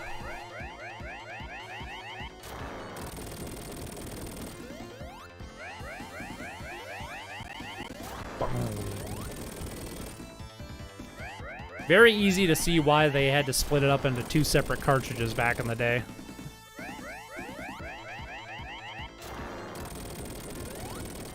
Let me get this straight. We live in Germany and are kind of sensitive when it comes to... Oops. When it comes to our history. That doesn't mean that we don't teach. Just upsetting to some to see swastikas, even if it's just artistic. Yeah? Sorry to add him. Yeah, I mean, I get that. Oh, yeah, I was wondering, sorry about that, Funky Arts. I was wondering where that came from, but then I saw everybody was talking about Wolfenstein. Totally get that. Yeah, they did Wolfenstein dirty, not gonna lie. Yeah, that's right. They completely censored that in, well, not completely censored that, but they definitely censored that in Germany. I remember them hearing about that. I understand that. I completely understand why Germany is a little sensitive about that sort of thing. So, yeah. Not that I'm for censorship of any kind, and, you know, I think like it or not, that's a part of human history. I'm not even just going to say German history. That's on all of humanity there. That's not just on Germany there. Like, if it didn't happen in Germany back then, it could have happened in, you know, other countries. I mean, it's happened in China. You know, America's got the whole, like, slavery thing, like, in our dark history that it's pretty bad, too. Like, come on. Yeah, it's... Humanity's, awfulness isn't tied to any one race or culture. The evil infects all of us as a species. So, but I do see the desire to want to distance yourself from your dark past. You know, it's kind of the same thing here. Like, you know, America really shies away from, like, you know, the whole slavery thing. Like, I remember, like, learning about slavery in school and how it was just broad strokes. We didn't go too in depth on it because we didn't want to talk about it. And it was always like, whenever that subject came up in, like, a school setting, it was always, like, you know, we'd talk about it for, like, a week, and then we'd pretend we didn't talk about it. It's kind of like, you know, we were forced to talk about it just, you know, just long enough, but then we move on, and then we all, you know, go back to pretending like that horrible thing didn't happen, and that our entire country wasn't based on, you know, absolute racism and, you know, exploitation of an entire group of people, which it totally was. America would not have existed without slavery. And to deny that is just to deny the reality of the situation. It does a disservice to all the people who were victimized during that time. But that's what we do here in America. We pretend like it was just one little bump in the road, but so much more than that. Very terrible. Luckily, thankfully, like, say what you will about America, you know, has its problems, like every country. America's really fucked up in a lot of situations. But we do, for the most part, take the whole freedom of speech thing pretty seriously here. It's very rare for, you know, art to get blocked because of, you know, something like that. Something that the government doesn't like. You know, so, like, the idea of, like, a game coming out here that was about slavery being censored because the government wants to shy away from that, that's not really a thing here, to America's credit. You know, unlike Germany, which wants to distance itself from, you know, World War II, which I get, so the government wouldn't be happy about it, I'm sure, but, you know, not a lot they can do about it, thankfully. And we're on Sandopolis Zone here. This is Sandopolis Zone, everybody. Trying to change the subject from dark themes of humanity and back to lighthearted Sonic 3 and Knuckles. To pull the wool over everybody's eyes like the U.S. government, like I was just complaining about. I'm gonna pause here for another certified seltzer moment and catch up on the chat. It's Halloween for me today, but I'm an Aussie, so no one cares about it. Or at least no one wants to go out because of the potential rain. Oh yeah, I missed a giant. Oh, you're right, I did. I forgot about that. Oh well. Hey, what's up, Raichu Wisda? What did I walk in on this time? We get real here on the retro game hopping, which we're not doing any retro game hopping. This is just Sonic 3 stream. That's what it's turned into. Noah the chat, acknowledge it. We always point a finger at us, even if we aren't different from another. Yep. Oh yeah. Yeah, and then see, that's the other thing about like the swastika that, you know, Tanish points out here. It was a Buddhist symbol, you know, it was in Mesopotamia, I believe, or it's a symbol that's been in many different cultures for thousands of years, but, you know, it has the Nazi connotations, unfortunately, you know, even though that symbol's been used by so many different people for so many different reasons, yeah. Yeah, that really sucks that, you know, such a beautiful, like, I don't know, or such like an iconic and historical symbol could be repurposed for hate like that. Blows my mind. Fun fact, originally Sonic 3 release was supposed to release as Sonic 3 and Knuckles in Japan, but called Sonic 3 with no first half, and Sonic and Knuckles, however, released normally because piracy? Wait, what? However, that released with no first half were Sonic and Knuckles. However, they released it normally because of piracy. Oh, I mistyped some of that, but whatever. What about piracy? I didn't quite catch that, my dude there, Colin. Really? I thought it was just one of the many nations with slavery. Didn't the king of something, king of Benin? I don't know what that is. Called the glory of his nations. Also, America wasn't the one selling free people into slavery. Wasn't the one selling free people into slavery. I mean, you know, it's not like there's a good person in the slavery debate. I don't care if you're the seller or the buyer. You're kind of a shitty person, regardless of where you are. Oh yeah, I just got a notification that you're streaming. Hey, Matt, weren't you on stream like an hour ago, my dude? You got another notification? I'm still streaming. To be honest, I love how California looks. I wish I am there so I could jokingly say, Joe, I'm in Sonic Adventure 2, guys. We have a similar thing here in Belgium, but hey, here it's folks turn to oppressing each other. There are no innocents, even with the supposed genocide our king did. Nobody voted for him. Same diff. Yeah, that's what I'm saying. Like, you know, doesn't matter where you're from, what your culture or your race is, humanity kind of sucks. You know, the best we can do is just not suck on an individual level. That's about the best we could do as a species.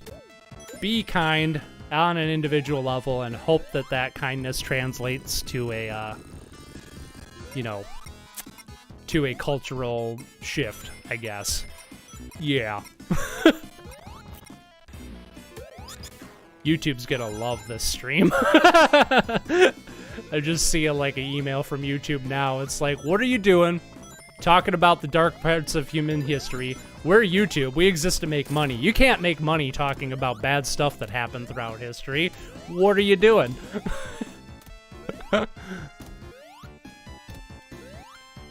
Yes, I've been here the whole time, though. It's just been gaming, so not chatting. Tangentially related, the Nazis and neo-Nazis also ruined a lot of Norse symbology. Oh, I know, no shit. They just ruined a lot of stuff. They ruined fashion, too. That, jokingly speaking, obviously, the worst part of Nazism is how cool they look. David Bowie knew it, all right? You know, I'm not saying you should go around dressing as a Nazi, but, you know, if you're looking to be fashionable, you could take worse cues throughout history. Wasn't there Matt, what is that one song I'm thinking of? Is it Flight of the Conchords? It's like, oh, I messed up the ring there. Is it Flight of the Conchords that has, like, the communists have the music and It's like the fascists have the fashion or something. I can't remember the lyric. Oh yeah. I used to live in California. It isn't great. Northern California is cool. It looks beautiful there. I really would love to visit Northern California, but I have no desire to visit what the frick, like the Los Angeles area. No, thank you. Not my area of desire to visit. Too many people. Just, I don't know. Weird stuff. But Northern California is like all forest, and the redwoods are out there, and you know, you got the Pacific Ocean, and it just sounds beautiful out that way, and I do want to visit. Well, let's change the subject. Yeah, we probably should. Oh, yeah.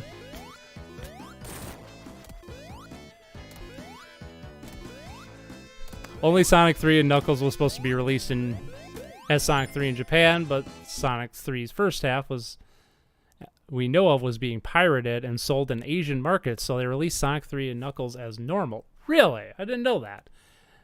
Yeah, I thought you'd know that song. I can't remember what the name of it is. It's probably just the communists have the music. I think that's what it was. Good song. Really good song. We're YouTube. Get a Raid Shadow Legends sponsored and shut up about World Wars already. Oh, they might be giant. Yeah, I always get them and Flight of the Conchords mixed up. They're like the same band. Come on. I'm just kidding. I really don't know. It looks beautiful, but oh, wait. Northern California actually has to be beautiful. Come on. It's got General Sherman, the largest living, second largest living, largest living organism that's above ground, or something like that. I think, was it Pango? It's like a single tree that's like got like thousands of miniature trees that's in Utah. That's like the largest organism on Earth. I forget what it is. I think Northern California also has the Methuselah tree, which is the oldest living organism on Earth, and it's like 5,000 years old or something like that. It's a tree, obviously.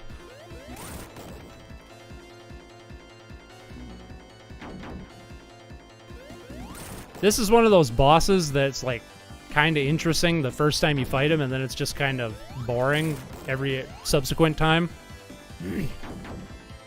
That is something I gotta say for the second half of Sonic 3 and Knuckles. Like, the Sonic and Knuckles half really leans into like the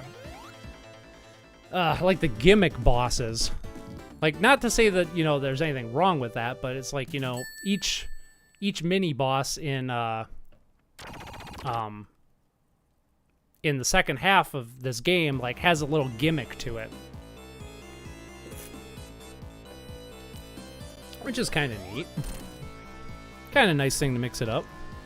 The line was, in the fascists have the outfits, but I don't care about the outfits. What about the music? And the communists have the music. Thank you. That was the lyric I was looking for. Yes. Good song. Sentences that sound very different in a hypnosis show. Let's change the subject. I'm telling you, it's not beautiful. Don't believe the lies. Stuffy's gonna die on this hill. Favorite Bowie album? Probably Ziggy Stardust, because that's the only one I know offhand, if I'm being honest. Actually, I guess I know Diamond Dogs. Diamond Dogs is a good album. That is a Bowie album, right? I'm not big on Bowie. I know a little bit, and I know a lot of his hits, but I've never really... I haven't dove into Bowie's catalog very much.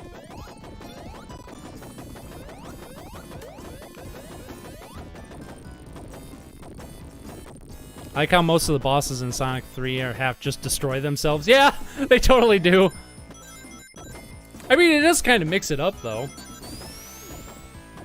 I like how, yeah, oh no, I have freed the ghost that somehow got trapped in the Dr. Robotnik capsule thingy. It's fine. Yeah, I kind of like how as the bosses go on in this game, they kind of like start turning more into like prototypes that, like, you know, allude to like the allude to like the Death Egg robot at the end of the game or something like that. Also, this music is just... I didn't comment on that earlier, but damn, I love the freaking music in this level.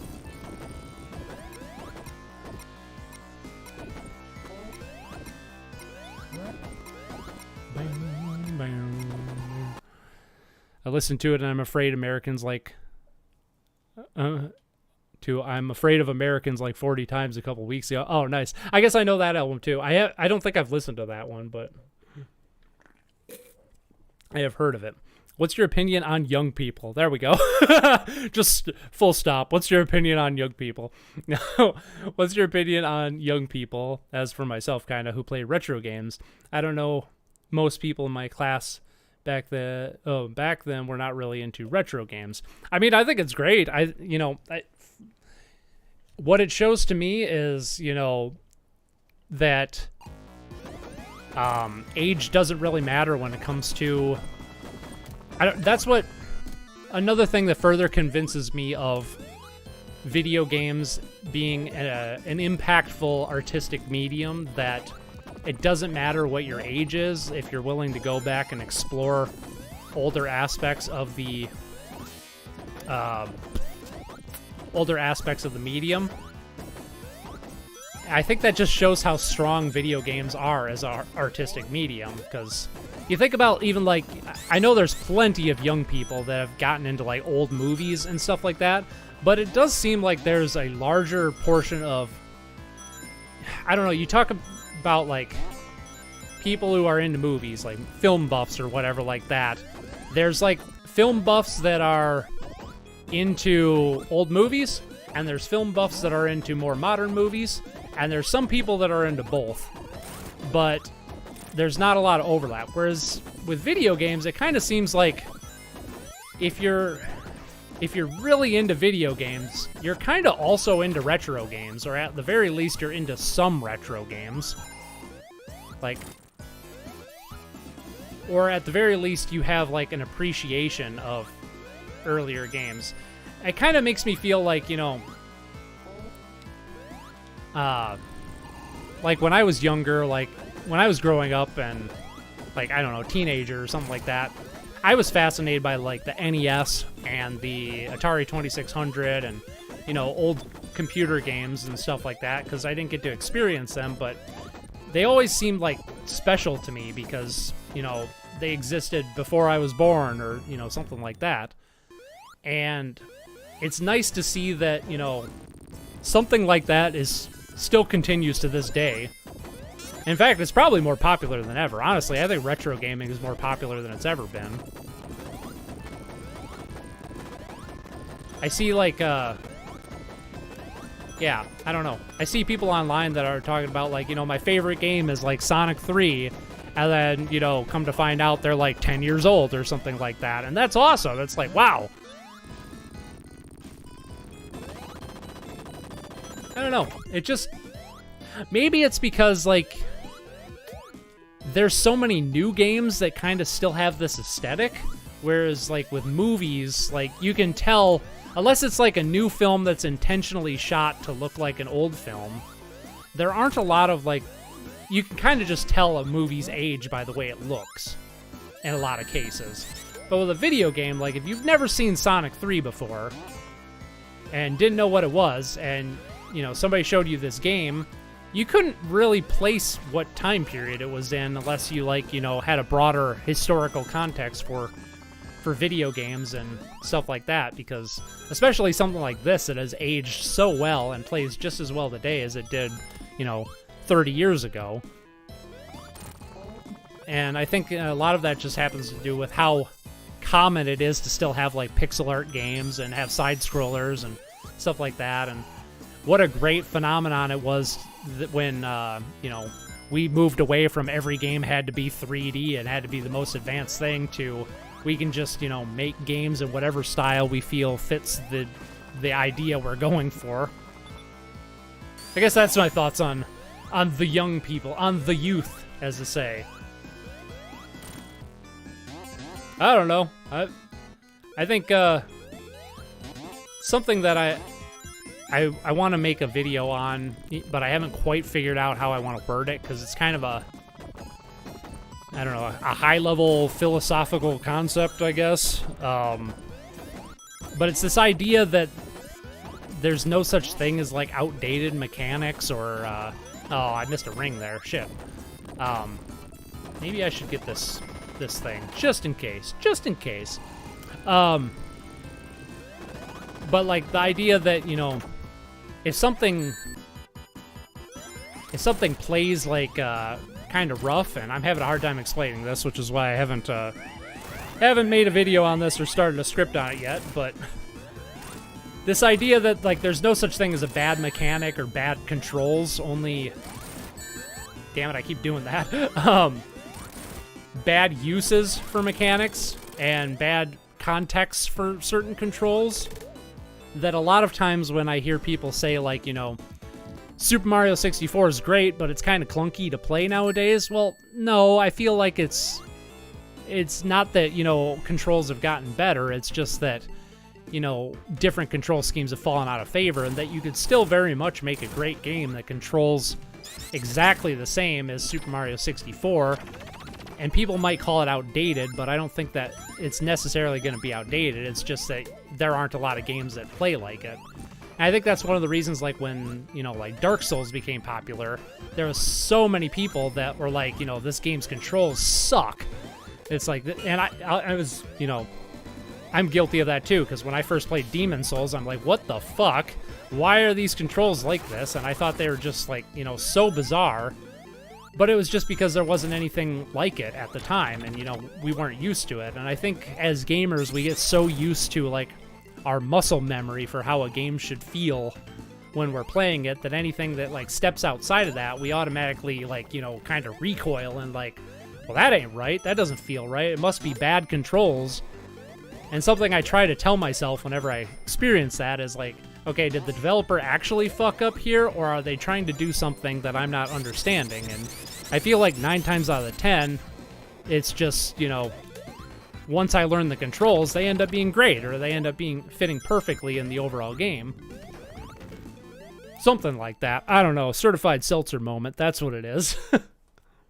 I'm 13. Hi, Stuffies. See? Yeah. Stuffies, exactly. Got a Sonic on for his icon. We're, you know, watching some retro gaming. Yeah. Sup, Ice Strike? How you doing? I'm just listening in the background tonight. Hope you have fun. We are having fun. We're going to some interesting places, but, you know, that's what the stream is for. That's why we're here. Man, I missed a lot of chat. I went on a major tangent there. Let's back up here. We got some David Bowie talk up there. Diamond Dogs is Bowie. Kojima references that album in Metal Gear Solid 5. Nice. People have their trash in the forest. That Stuffies is still on the California thing. Cool. People are disgusting. The music is one of the few good things about this zone. Oh, probably. I was probably on Sandopolis zone when you said that. Yep. Noah's definitely a massive gatekeeper and fully believes only people that played them as a kid should be allowed to play them. Totally. Isn't that right, Noah? Yes, absolutely. That's why I'm trying to get, that's why I'm always trying to get Matt to play, like, retro games and, you know, forcing him to, like, you know, get good at Mega Man 2 or The Lion King on Sega Genesis or something like that. I think for the lay person, old games are much easier to go back to than old movies. The difference is interactivity. Older games are more simple. Old movies can be too removed culturally for some. Yeah, I agree with that.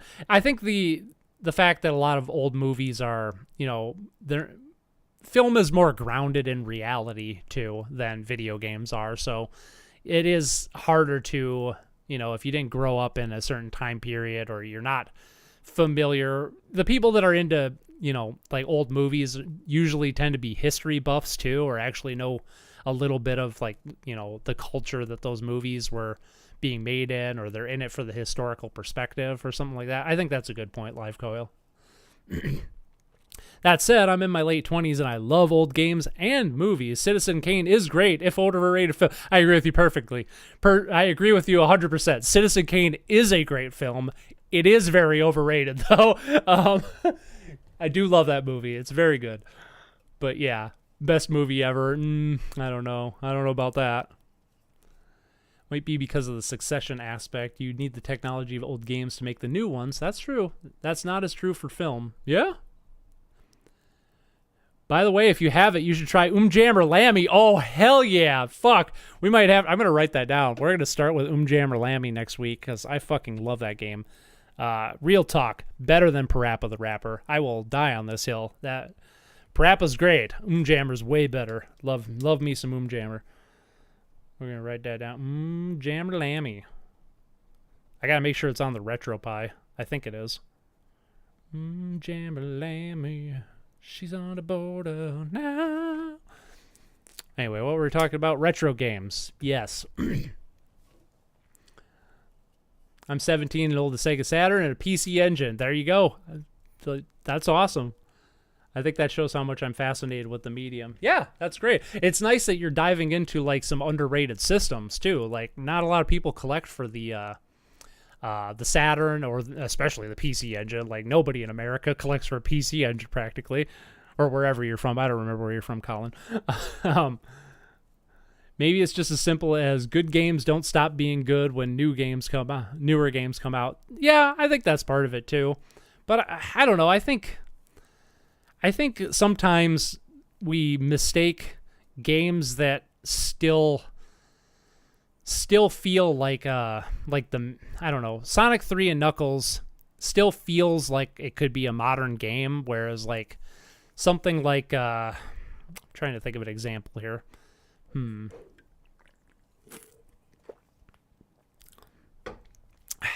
Something like Another World or that was it called? Blackthorn.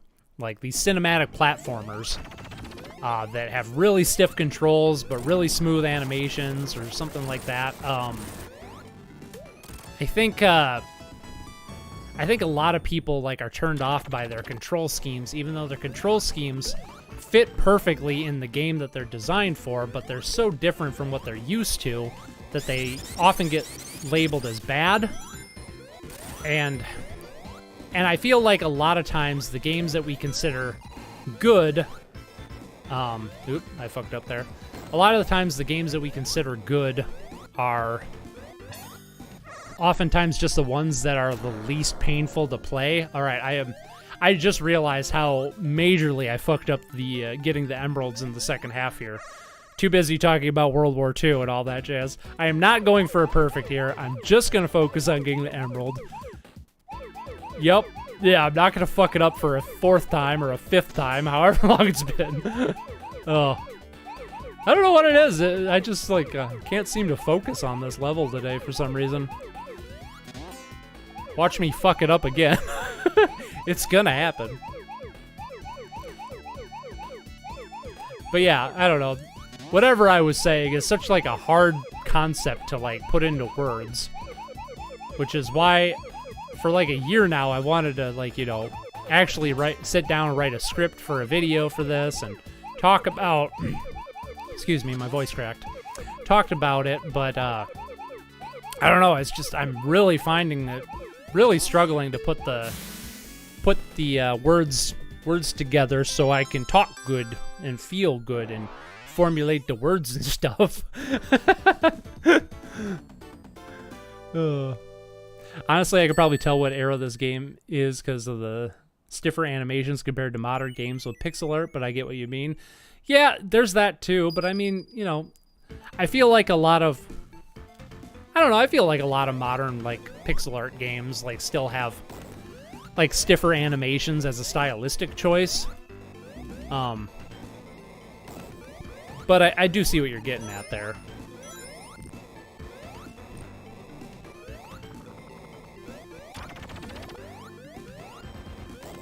Eventually, we'll be done with this game. Jesus Christ, it's freaking 4:30 already almost? Oh my god. This took way longer than I thought. God, we'll be lucky if we could beat the game. I mean, might just have to go into overtime and do an extra long stream. Wow, I was not expecting to, like, take up, you know, 3 hours playing Sonic 3 and Knuckles. Oh my god. I completely forgot how long this game is. I guess it's just every time I play this game, I'm just so enamored by it that time just goes by. Like, even though we've been playing for this for 2.5 hours now, it kind of still feels like we just started streaming. Like, oh, dang. I guess that's the hallmark of a good time, eh? When time goes by fast. Oh. We're gonna beat this game, though. I'm not gonna stop streaming until, until I beat this game. With all 3 characters. No, I'm just kidding. We're not going that far. Fuck that. I kind of fucked up now, didn't I? Alright. Love that despawn, baby. Oh, shit. I tried to look at the chat and play again. Didn't work so well. I'm 20 playing games that are old as me and older. Yeah. Instead of getting good at Mega Man, I just opted to use the Metal Blade. I mean, that's the proper way to play Mega Man 2, obviously. Film is more grounded in reality. Osamu Tezuka and Walt Disney might want a word with you, but oddly enough, even they agreed. I guess what I meant by film was not like really animation. I more meant like actual, you know, like live action film when I said that. It's a good point, though. Derek from Stop Skeletons has a principle he calls stubborn game design, where developers can make a game control however they want, so long as every decision is in support of the gameplay. I need to watch that video, because that sounds exactly like what I'm talking about. I've been trying to, you know, think up forever. Stubborn game design. I like that. That's really clever. That sounds exactly like what I've been thinking. I saw a Neo Geo Pocket Color at Disc Replay, but wasn't ready to make the plunge, and then I think they sold it. Well, at least you'll get to Doomsday Zone. Oh, we're beating this. Oh no, we'll go into overtime if we have to. We're doing it.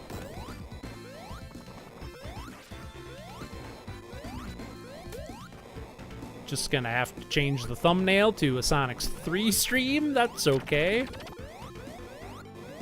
Nothing wrong with that. I definitely like... I do like me some Lava Reef Zone, though. You know, it really does seem like the game slows down quite a bit after the first half, doesn't it? Yeah. First half of Sonic 3 and Knuckles goes, what am I even doing here? What are any of us doing here, man? That's what I'm doing here. I want to go this way. I also want to get the shield, because I have 0 frickin' rangs. Because I'm not paying attention. Too busy thinking about game design, as I'm wont to do. And then I lost my shield. Whee. I don't even know how I got turned around. Didn't I already, like, play through this whole thing? What am I... I'm lost. What? I don't remember this spot. What the fuck is going on? I am having an existential nightmare right now. Why are we here? Oh, that's what I want. I want to go this way. Jesus. Weird. Alright. It's fine. I just freaking split-second shielded through the lava there. It's fine. Oh, yeah. Wow. I have not gone this way in so long. I completely forgot this part of the level existed. Oh my god. Wow. Clearly, I have blocked out this section of the level. That's what's insane about this game to me, is it's so freaking massive that I've played it 100 freaking times, and yet it's been probably a good 15 years since I've gone that direction in the level. Interesting. Because I normally don't spend 6 frickin' minutes on Lava Reef Act 1. Dang. Well, anyway, oh, I need to hit the switch. Definitely going into overtime. Holy frickin' crap. That was one reason I didn't think I'd make it a Sonic 3 exclusive stream, because I didn't think we'd have enough material for a whole stream. It's an overtime stream, baby. Now I got 0 rangs. I jumped way too soon, but I got lucky. That's fine.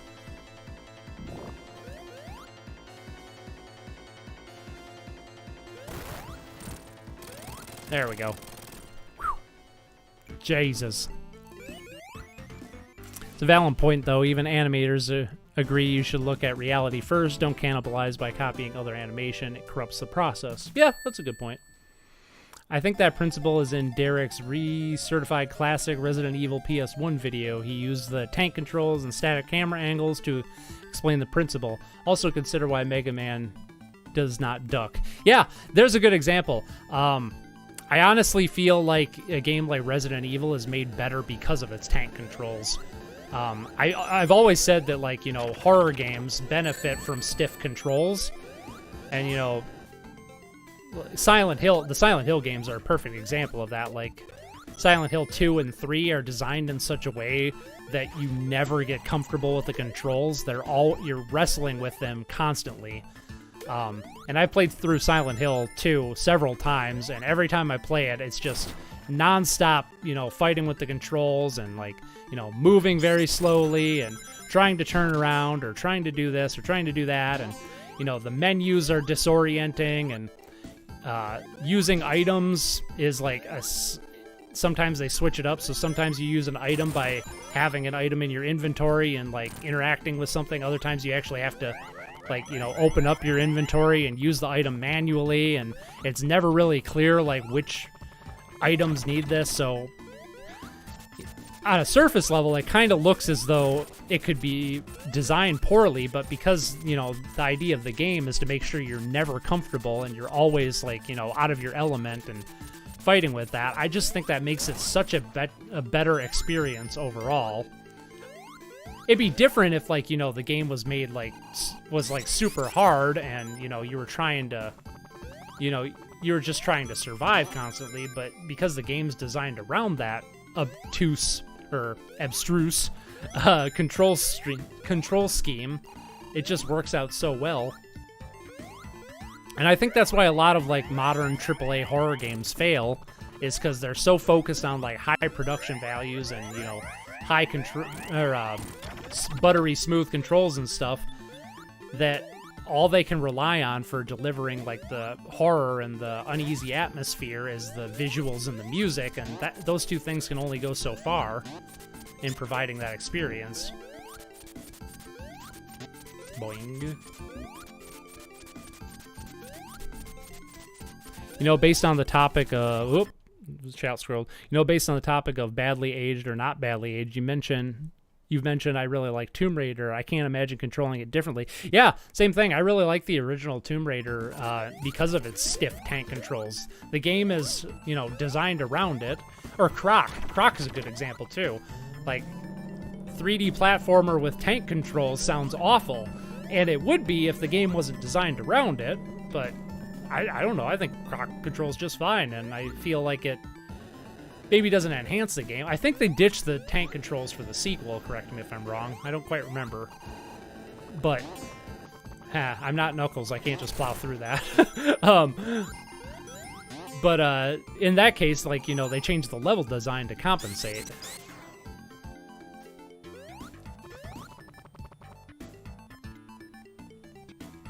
Got some spiky bars there. Well, we're just about at the end of this, and then we'll get some Hidden Palace Zone. Probably not going to have, actually, yeah, you know, probably not going to get to Doomsday Zone. I forgot about that. You need, oh wait, no, you only need the Chaos Emeralds. You don't need the Super Emeralds to get to Doomsday Zone. Never mind, we'll get to Yield. Isn't there a thing here? I guess not. Huh. I thought there was a hole in the wall there. Never mind. So yeah, we should be able to do Doomsday Zone, because you don't need to get the Super Emeralds.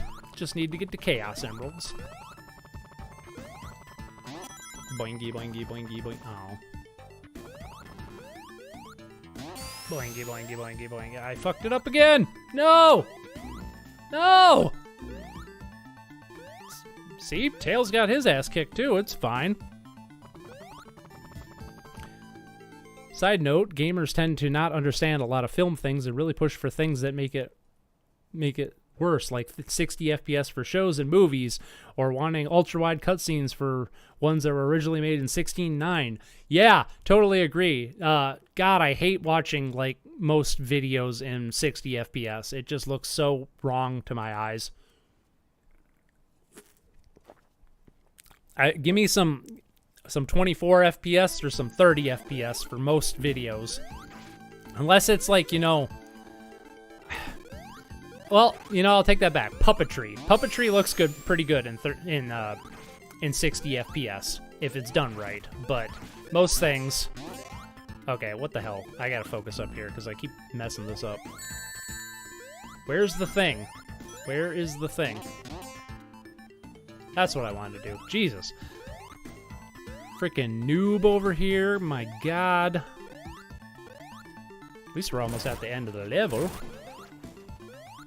Basically are at the end of the level. I just love the visual storytelling here of the Death Egg, like, just chilling in the background there. So cool. Oh no, it's a Canucks! And my nose itches. Haha. Well, that's the 2D Sonic magic. Sometimes you go ways you normally wouldn't. Yeah, no doubt. Especially in this game. Damn. Alright, Dr. Robotnik. Let's do this.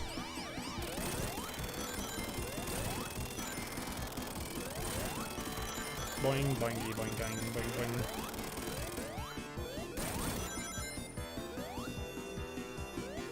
Oh, oh, oh. Ba, ba, ba, ba, ba, ba, ba, ba, ba, ba, da.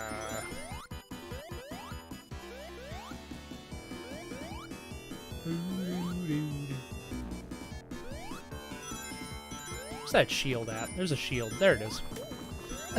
That always makes this boss, like, easier, you know?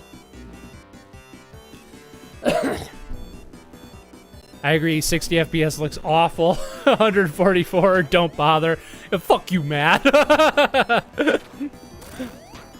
I think most games don't... Oh, I fucked up there. Oh, now we gotta do this on hard mode because I don't have any rings. Excuse me. Honestly, I think most games, like, if you're between 30 and 60 FPS, you're fine. I think always under every circumstance having to hit 60 FPS is just unrealistic and doesn't really add to the game. In most cases. I mean, don't get me wrong, I definitely prefer 60 FPS for games, but excuse me. Sorry, I'm just dying here, hacking my brains out. It's fine. I got a tickle in my throat that won't go away. We get the satisfying ending. Yes. So are you still playing Blast after this? I think we're gonna not do Blast after this. This is probably gonna take up the full time allotment. Well, I don't know. We might turn it out. We'll see how I feel after I beat S3 and K. I'm not sure what happened there because I'm pretty sure I landed on the platform and didn't touch the spikes, but okay. There's that. But yeah, we'll see on Sonic Blast. We're not gonna play it for very long regardless, so if we don't play it on stream after I beat the game, we'll start with that next week. If my voice doesn't completely die by then, because Jesus. Wait, do I literally have to go over here to trigger the boss? I sure do. Huh. Alright.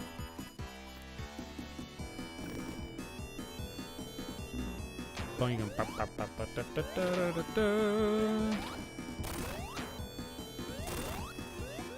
kind of always hated this boss because there's not really a good way to do it any faster than this. You just have to go with the flow.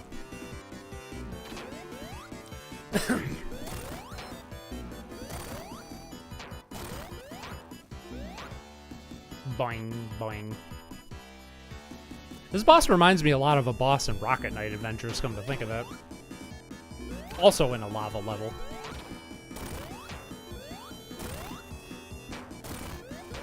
Boingy, boingy, boingy, boingy, boingy, boingy. Kind of a boring boss, to be honest.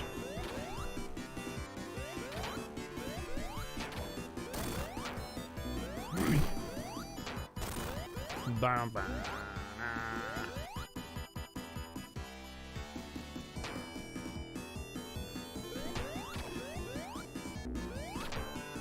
Eventually we shall beat him. I just got one up. Nice. Like I needed one, but you know. Animation shoved into 60 FPS is disgusting and I never want to see it ever again. You ever see an anime upscaled to 60 FPS? Looks horrendous. Exactly. I have to emphasize for films and movies, games are a different story because they can benefit from high frame rates. More frames means more time to react to them. Yeah, but I think for most games it doesn't matter. Sure, if you're playing Counter-Strike or something like that, yeah, 140 FPS or higher, sure. But I mean, 60 FPS for most retro games feels good. I think most 3D games, unless it's like, you know, most 3D games play fine at 30 FPS, honestly. Like, not saying they should be, like, you know, I definitely prefer Dark Souls running at 60 FPS, but it played just fine back in the day when it was locked at 30. Bloodborne is still locked at 30 FPS, and it plays just fine. So, I don't know. I think it's all contextual. It depends on how fast-paced your game is, for one thing.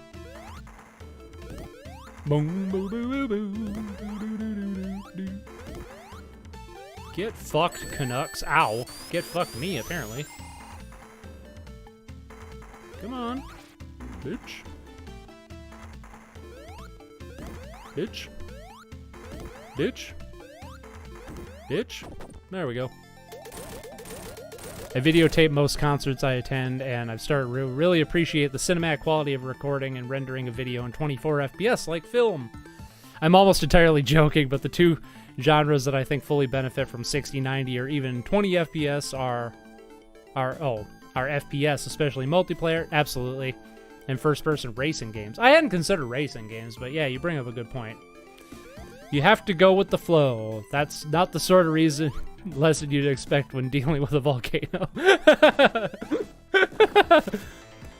Yeah, the fish boss in Rocket Knight. Yeah, also reminds me of the Green Dragon in Mega Man 2. Oh yeah, I kind of see that too, yeah.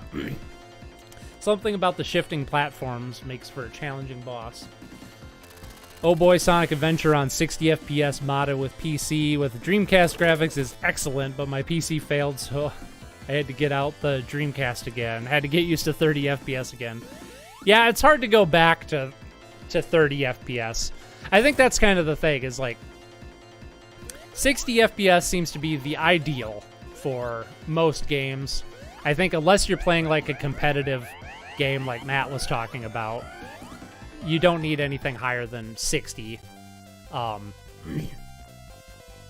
And, you know, I think if the compromise a developer has to make is, you know, lock their game at 30 in order to get the, you know, the artistic message across that they want, like, you know, FromSoft had to do with Bloodborne, and it doesn't affect the gameplay all that much, I think that's a fair trade to make. I don't think it's, you know, necessary that, you know, the game has to be 60 FPS under every circumstance for any reason, because I just don't think that's realistic to expect that, you know, during development, because there's so much, you know, so much that developers already have to balance in order to get their games to, ow, fuck, to get their games to look and play a specific way, to get their vision across, that just like, you know, constantly demanding something like a solid 60 FPS in every case, for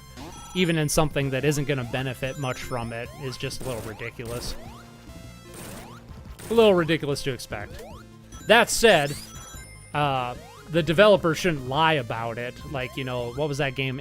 The Order 18 whatever. That was like a PlayStation exclusive that it ran at like 24 FPS, or it was locked at that, and it played like crap. But the developer was like, "Oh, we tried to make it more cinematic," and maybe they did, but that's, you know, games aren't movies, so don't. That's stupid. But it sounds more like, you know, their game just didn't run very well because it was poorly optimized, and they just made an excuse after the fact that they were trying to make it more cinematic.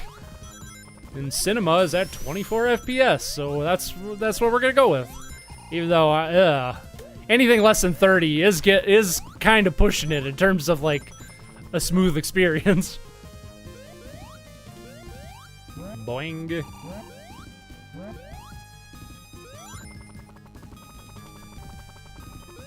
Huzzah!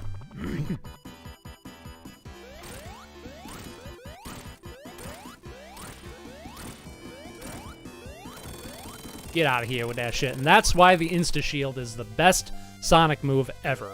I will die on this hill. The Death Egg is so detailed, oh my god, makes any person who plays Sonic 3 goes nuts. Yeah, that's pretty great. The Order 1886, and yeah, that was a cavalcade of bad decisions. Indeed. Ah, shit. Running headfirst into that egg robo was also a cavalcade of bad decisions. We're gonna ride this little thing here for funsies. Whee! Womp.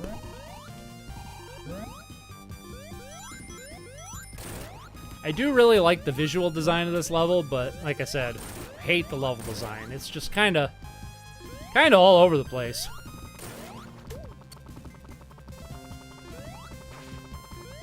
And even though I've played it a million times, I kind of can't remember where to go and what to do. It's just faff around until stuff happens. That's what it's all about in this level. That's okay. Death Egg is coming up, but I really like Death Egg. Usually the ultimate, or I guess in this case, penultimate level of Sonic games is not very good, but this game's an exception. Also, I will fight anybody who says this isn't Metal Sonic. It says in the manual it's Metal Sonic, so, you know, I know he looks different, but come on, Mecha Sonic.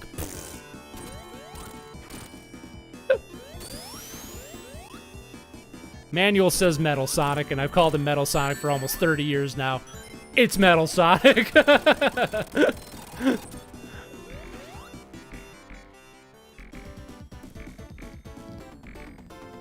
Probably the Japanese manual probably doesn't even say.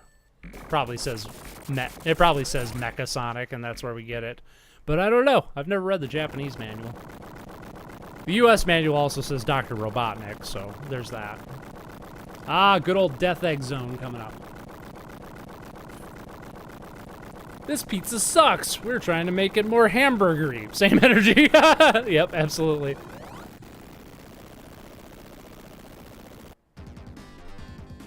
Only kind of game that should be 24 FPS would be like an FMV game. Yeah, that's a good point. You'd find on like the Sega CD, but then why would you even play an FMV game? I think there's some good FMV games out there. There's some good stuff. Faff around until stuff happens is how I live my life. That's how we should all live our lives. Some Sonic games could benefit from the Insta-Shield, which is why I play Origins sometimes, to go to the level select and change settings. Can you use the Insta-Shield? I hadn't thought of that. In Sonic Origins, can you use the Insta-Shield in all of the Sonic games? Because that would be cool. That might make me want to buy it on sale on Steam someday and not pay full price for it, because that's kind of a trash fire of a game that I don't want to support. But those blue beam transportations remind me of RPGs of the first time. Say Mecha Sonic in an epic way. Maybe that convinces you. Mecha Sonic. This is Mecha Sonic. Mecha Sonic likes Mecha Godzilla. I don't know. That's all I got. There's not a lot of material to work with there, I'm afraid.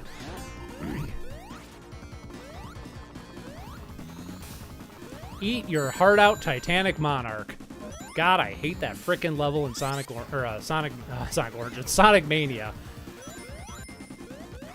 That is like, man, I don't know what the hell they were thinking with Titanic Monarch. That level is just plain bad, in my opinion. Also, I am now stuck here for all of eternity.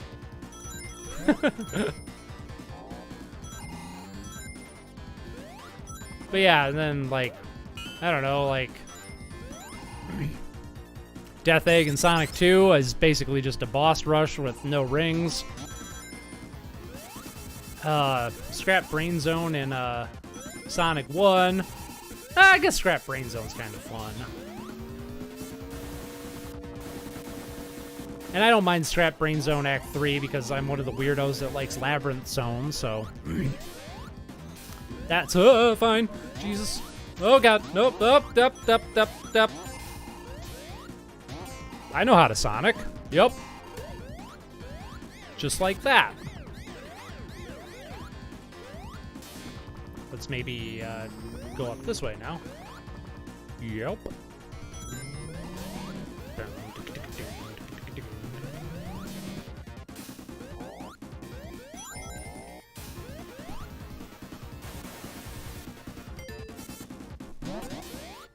Oh. So many, like, pushy and pulley things in this level. Which is kind of the intent, and I'm kind of into it, but... Let's just get all the shields. Every shield. I wish you could stack shields. That would be something to experiment with in, like, a Sonic fan game or something. Do I want to go this way? Where do I want to go? I want to go this way. I am going around in circles again? Yes, I am? Okay, there we go. Why did I do that? It's stupid. 50 years later, we'll beat Sonic 3 and Knuckles. There's only 7 minutes left in the stream, guys. Oh my god. Just kidding. We're going into overtime. This is the Super Bowl of Noa Lee streams.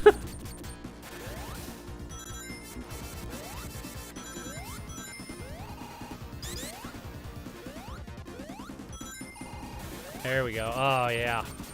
Gotta ride the thing here. One of my neighbors is mowing their lawn very loudly outside my window. It is quite rude. I'm trying to stream some Sonic 3 here.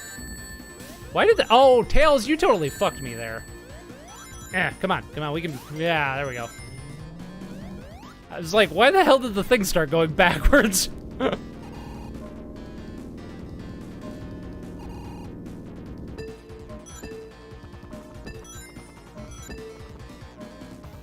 There we go. Always been pretty good at that thing, actually.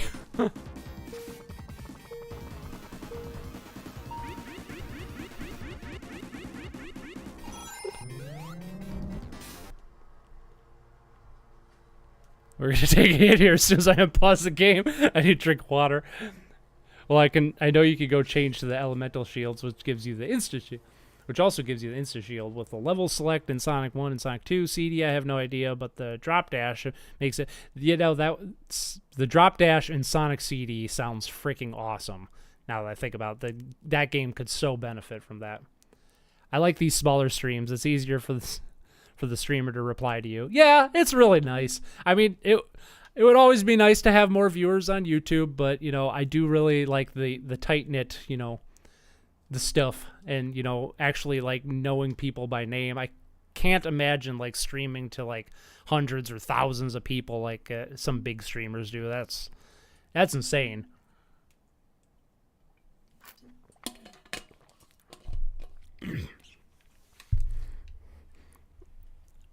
Well, I mean, you guys are helping me, you know, actually make an interesting stream, too. Like, if I didn't have you guys to key off of, like, this would be one boring-ass stream. How did I miss that? I walked right past it. I would run out of things to talk about, like, 10 minutes in. But, I don't know, you guys always have interesting questions and insights, and I need to find a way to get my, like, chat like right above the screen so I can like just glance at instead of having to pause the game every single time I need to look at the stream. But ow. We're just gonna tank this. We're just gonna tank this. Ow, my insta shield. I fucked it up. That'll work.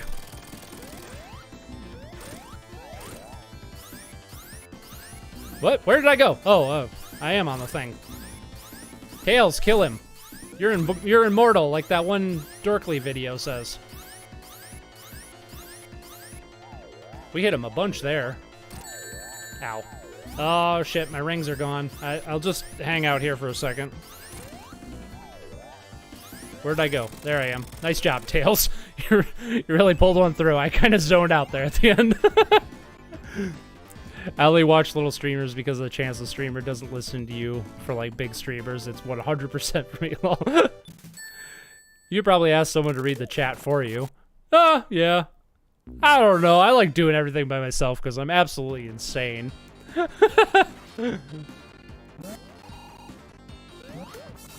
I think if I were to get like I'm currently streaming out of my bedroom because my office, I've been remodeling like my office area for like the last year.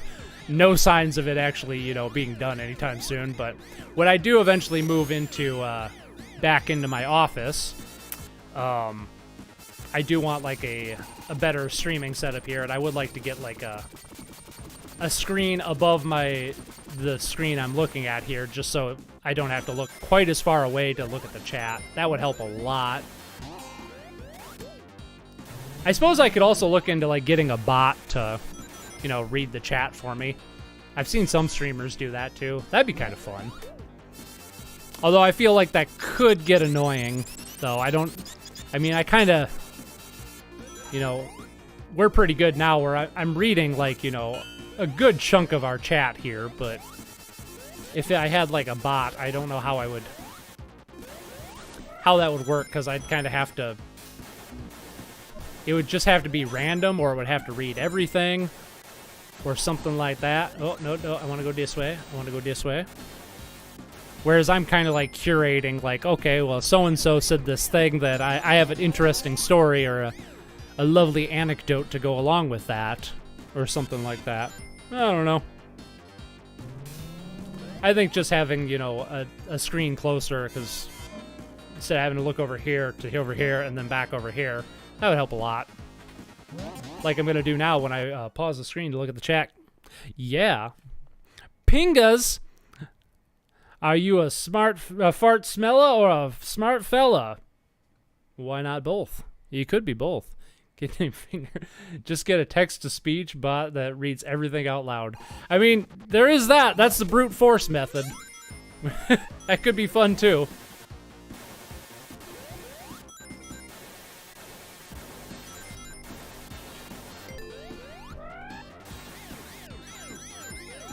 Here's another direction I don't go very often in this game. So I normally don't end up hitting those switches that reverse gravity very often. Dun, dun, dun, dun. Ow, you fucker. He done hit me. Dun, dun, dun, dun, dun, dun.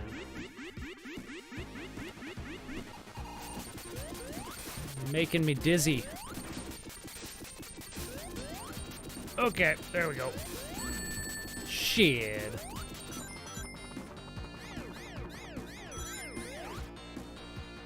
Wish I had a way to like go back and edit the VOD where at the beginning where I say welcome to another episode of Retro Game Hopping. I could like, you know, dub over myself and say Sonic 3 stream instead, since that's all we're doing. Oh. Yo, I messed it up.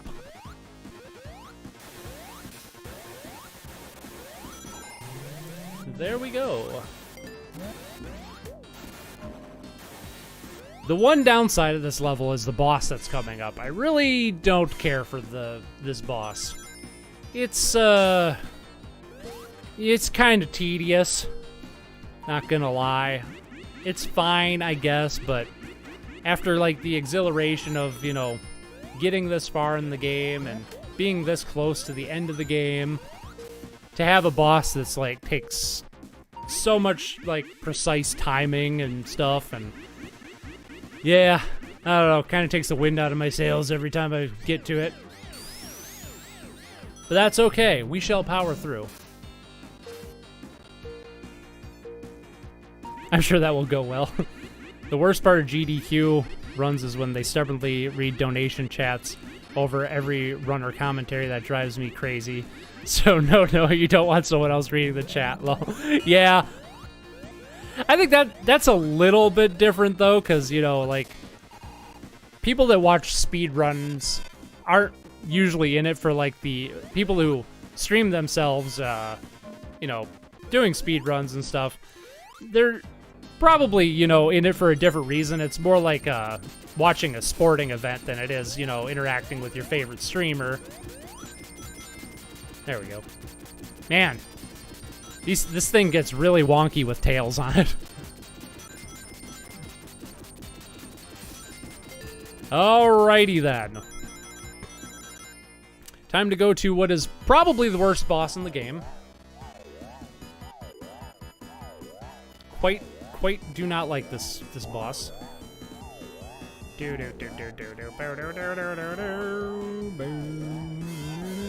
And I missed. Come on, hit him, please. Thank you. Well, that's one of, like, what, 8?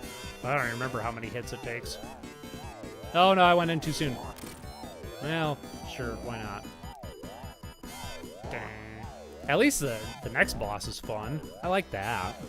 It's a nice spectacle, too. Yeah. You know, as tedious as this boss is, I'm not doing too bad.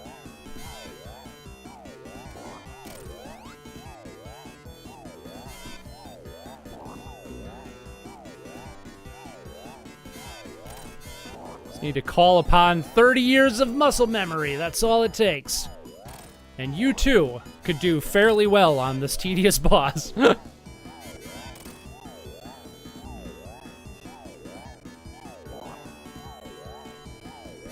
Oh, messed up there, though. I swear to frickin' God. Oh, I messed up. Come on, hit him. Shit.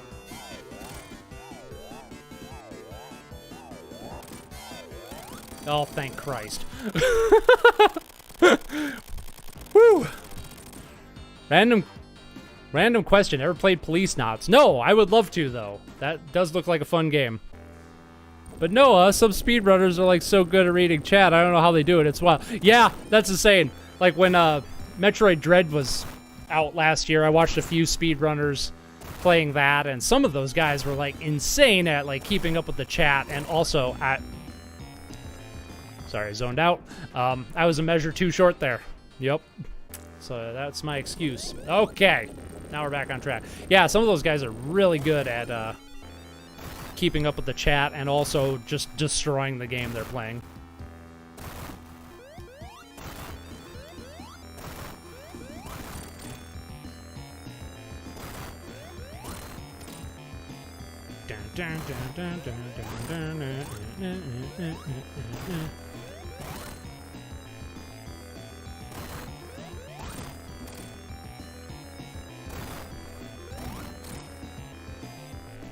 Such a cool freaking boss. Not really, ow. Never mind, fuck this boss, jeez. Not really a difficult boss is what I was gonna say right before I died. Hold on, that fat guy can run as fast as Sonic? Yeah, it's crazy, man. Yeah, spin dash works too. That's not how I usually do it. You talking like that? Yeah. That's no fun. I guess that's the pro gamer way to do it. Not how I usually do it. Because I think maybe you do hit him more than once. I was thinking you only hit him once when you did it this way too, but it does look like you hit him twice. See what I see? Yeah, see what I was saying? This is quite the easy boss after all. Yeah, for some reason I was thinking you could only hit him once and it actually took longer to do it this way, but I don't know. Whatever.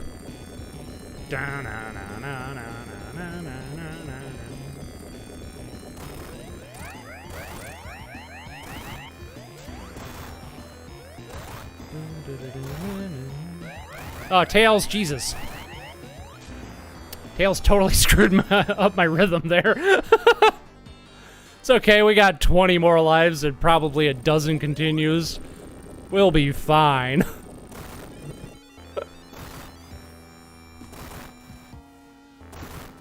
Well, if they're flipped over, lay on their back, you could spin dash into him, making the boss faster. Yeah, I guess it's I guess it is faster. I was thinking jumping on him was faster, but y'all are right.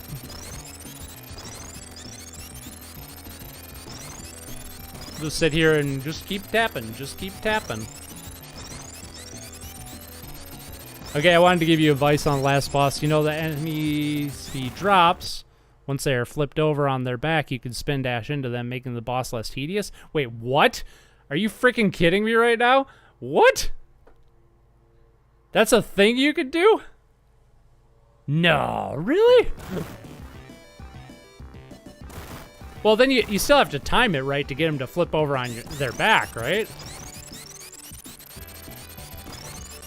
Damn, is there like a elite strat for that I never heard of or never saw? That would blow my mind. I'm gonna have to look this up later.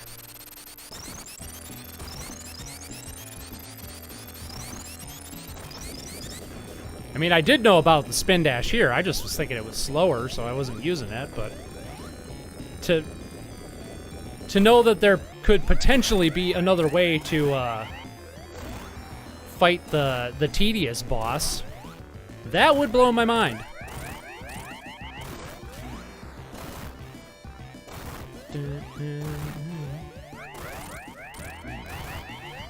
I jumped too soon, damn it, fuck! Keep getting impatient there. In the Twitter takeover, Eggman says he's fast because he works out. Final boss themes in Sonic are great. I love the Egg Viper and the Egg Walker from Sonic Adventure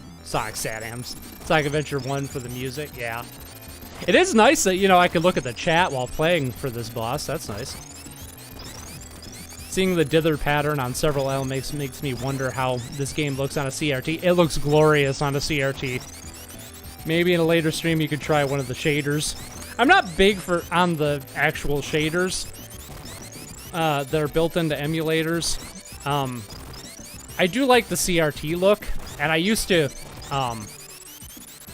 be a dirty purist who would only play retro games on a CRT, a well-calibrated CRT nonetheless. Now I don't care so much anymore. I've actually, you know, come to really like the sharp pixely look. I know that's not how the games were, you know. Oh my god, are you kidding me? It's almost like I've been streaming for 3 hours without a break. Jesus. Someday we'll beat this game. This is like Mega Man 2 last week all over again, where I just totally dropped the ball right at the finish line. Alright, heading out. Good night. Good night, Ice Strike. Thanks for listening in. What would you say your favorite Sonic soundtrack in? Oh, Sonic 3 and Knuckles, for sure. Sonic Mania is a close second. Sonic Mania has got a fantastic soundtrack. But yeah. I might even say, like... What the hell? I might even say, Sonic 3D Blast after that. On the Genesis. I'm not a big fan of the soundtrack on the Saturn version, but the Genesis soundtrack is fantastic.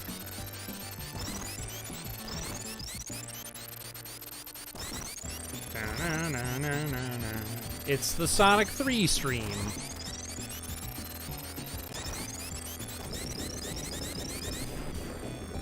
I know, I haven't had a break. Yeah, I didn't have to pee in the middle of playing like I normally do.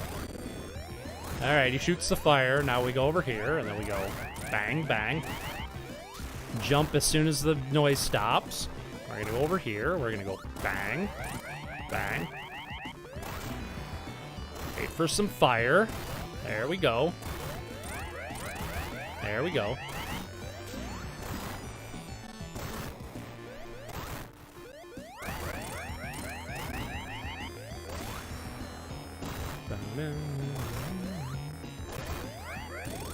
Oh, damn it, Tails! You son of a bitch!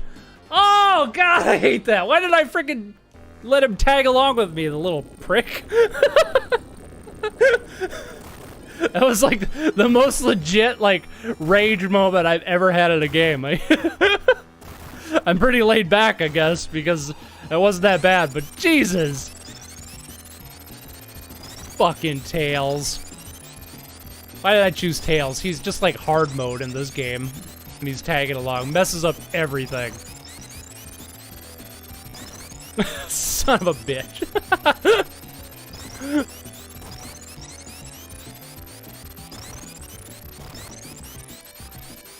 Maybe I should use a save state. I haven't done that on stream yet. I have save state capabilities. Wow, that was interesting. See, that's why I hate playing with Tails sometimes. Exactly. Oh, Tails.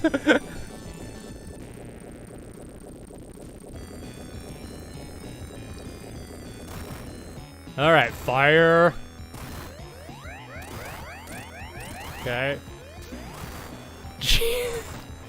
Still blows my mind. I just jumped straight down a pit. Get fucked, Tails.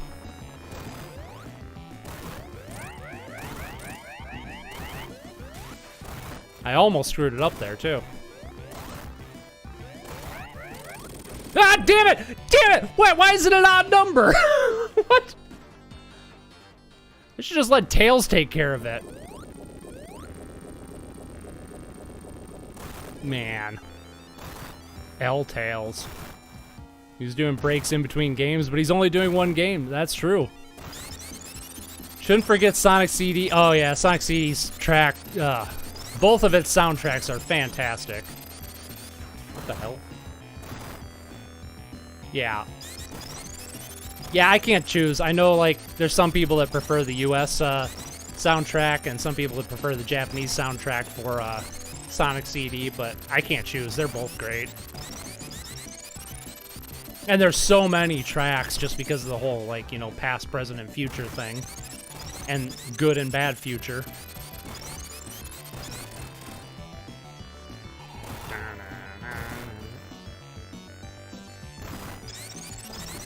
Why did I do that?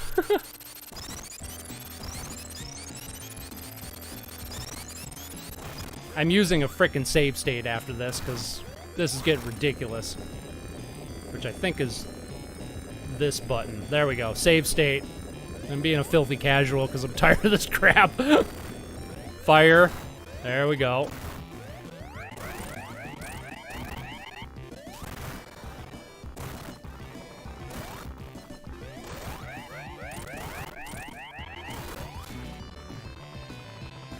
That's why we have a save state.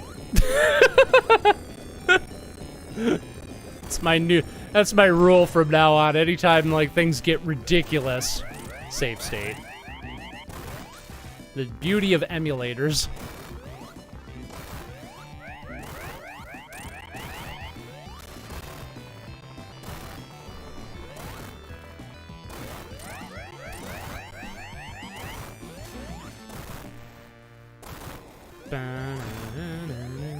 Alright, get him, Tails.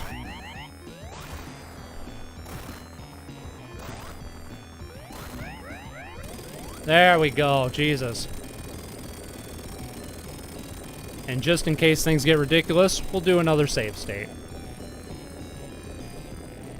Yeah, think of it as a ball you throw for the last hit, yep.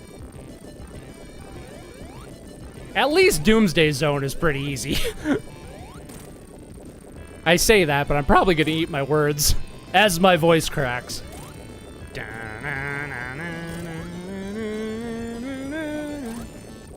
Talk about a frickin' epic spectacle here. So, and that's why we have the save state, everyone. That's why we have the save state, everyone. I knew some ridiculous shit like that was gonna happen.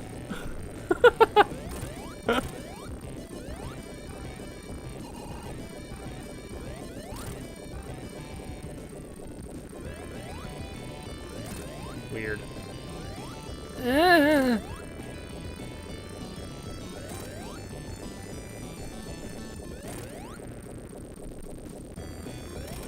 There we go. That's better. I said Contra is hard, so I was setting a save state between levels, but not in the middle because that would take out the challenge. Yeah, that's a good way to do it. Yeah, I don't know what the hell they were thinking with Contra, because, like, let's just hit every single meteorite, Noah. Excuse me, meteor. Still in the sky. I don't even know why I'm trying to go fast, because this is just a collect rings moment. Ow.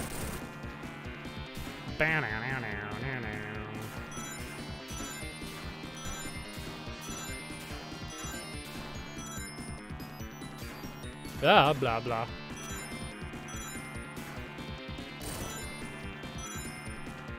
I am not going to take the time to get the emeralds in case, after this, in case anybody's wondering.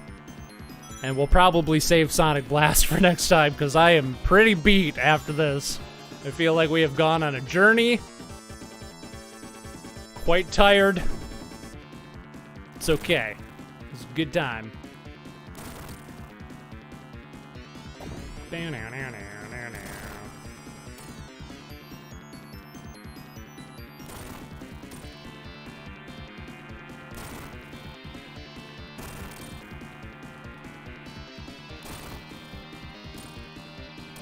Oop, oop. Shit.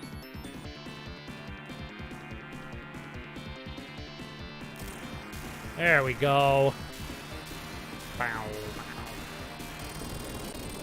Sonic can go Super Saiyan. Feel like I'm missing some lore, but I don't want to know.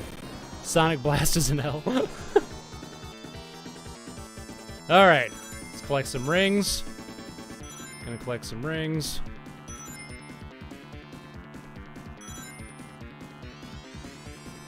Where's my rings? And then we're gonna kick some ass.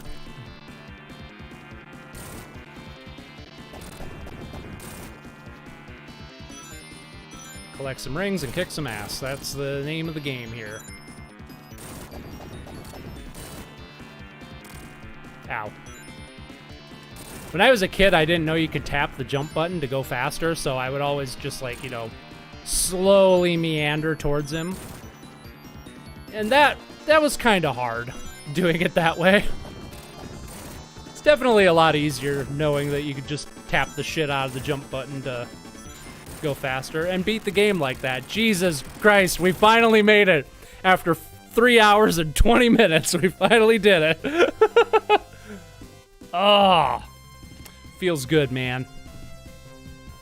Oh, God.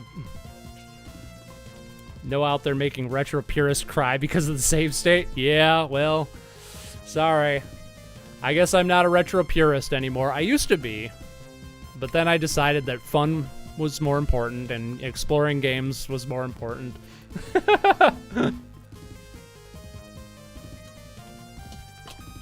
This game is beautiful, unlike California. Yeah, boy, speedrun world record.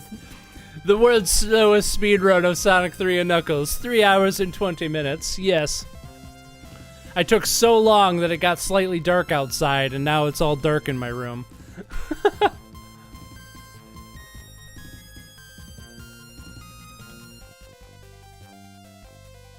As we know, Sonic can't breathe underwater, but space is fine because there is no water. It's only because he's Super Sonic, though. Unless you count, you know, the Death Egg Zone prior to this, which absolutely wasn't large enough to have an atmosphere, but there's that. I just dropped my controller on the floor. It's fine. We're going to enjoy the credits together because I believe this is the first game we've beaten on stream since I came back to streaming. Yep, something like that. Where's my controller at? We're just going to fish it out of here. There we go. Something like that. Did you ever play 3 and K and 3D Blast back to back? Not after what I learned today. If you would have asked me last week, I probably would have said yes.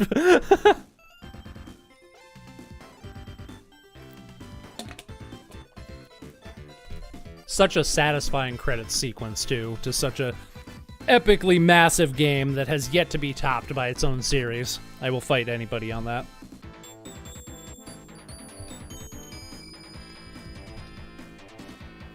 Alright, I gotta put on the list. We got Jammer Lammy next week. We're also gonna start with some Sonic Blast next week, though. That's what's happening. But you can still drown as Supersonic. That's a good point. You absolutely can. It's a cartoon hedgehog. We don't need logic. Absolutely.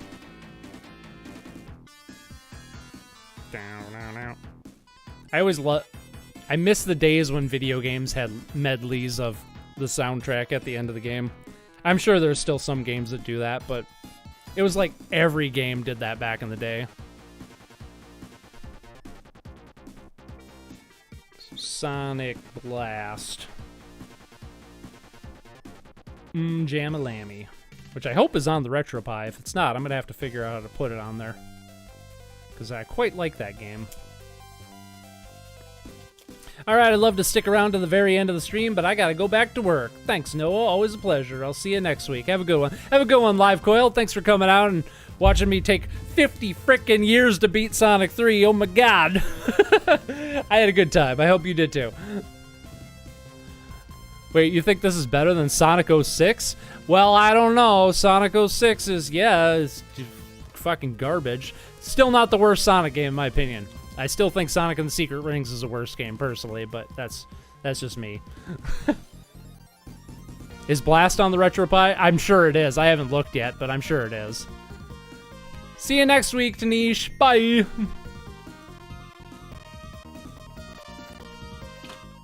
Oh yeah, the game's gonna yell at me for not getting all the emeralds either, but I don't care.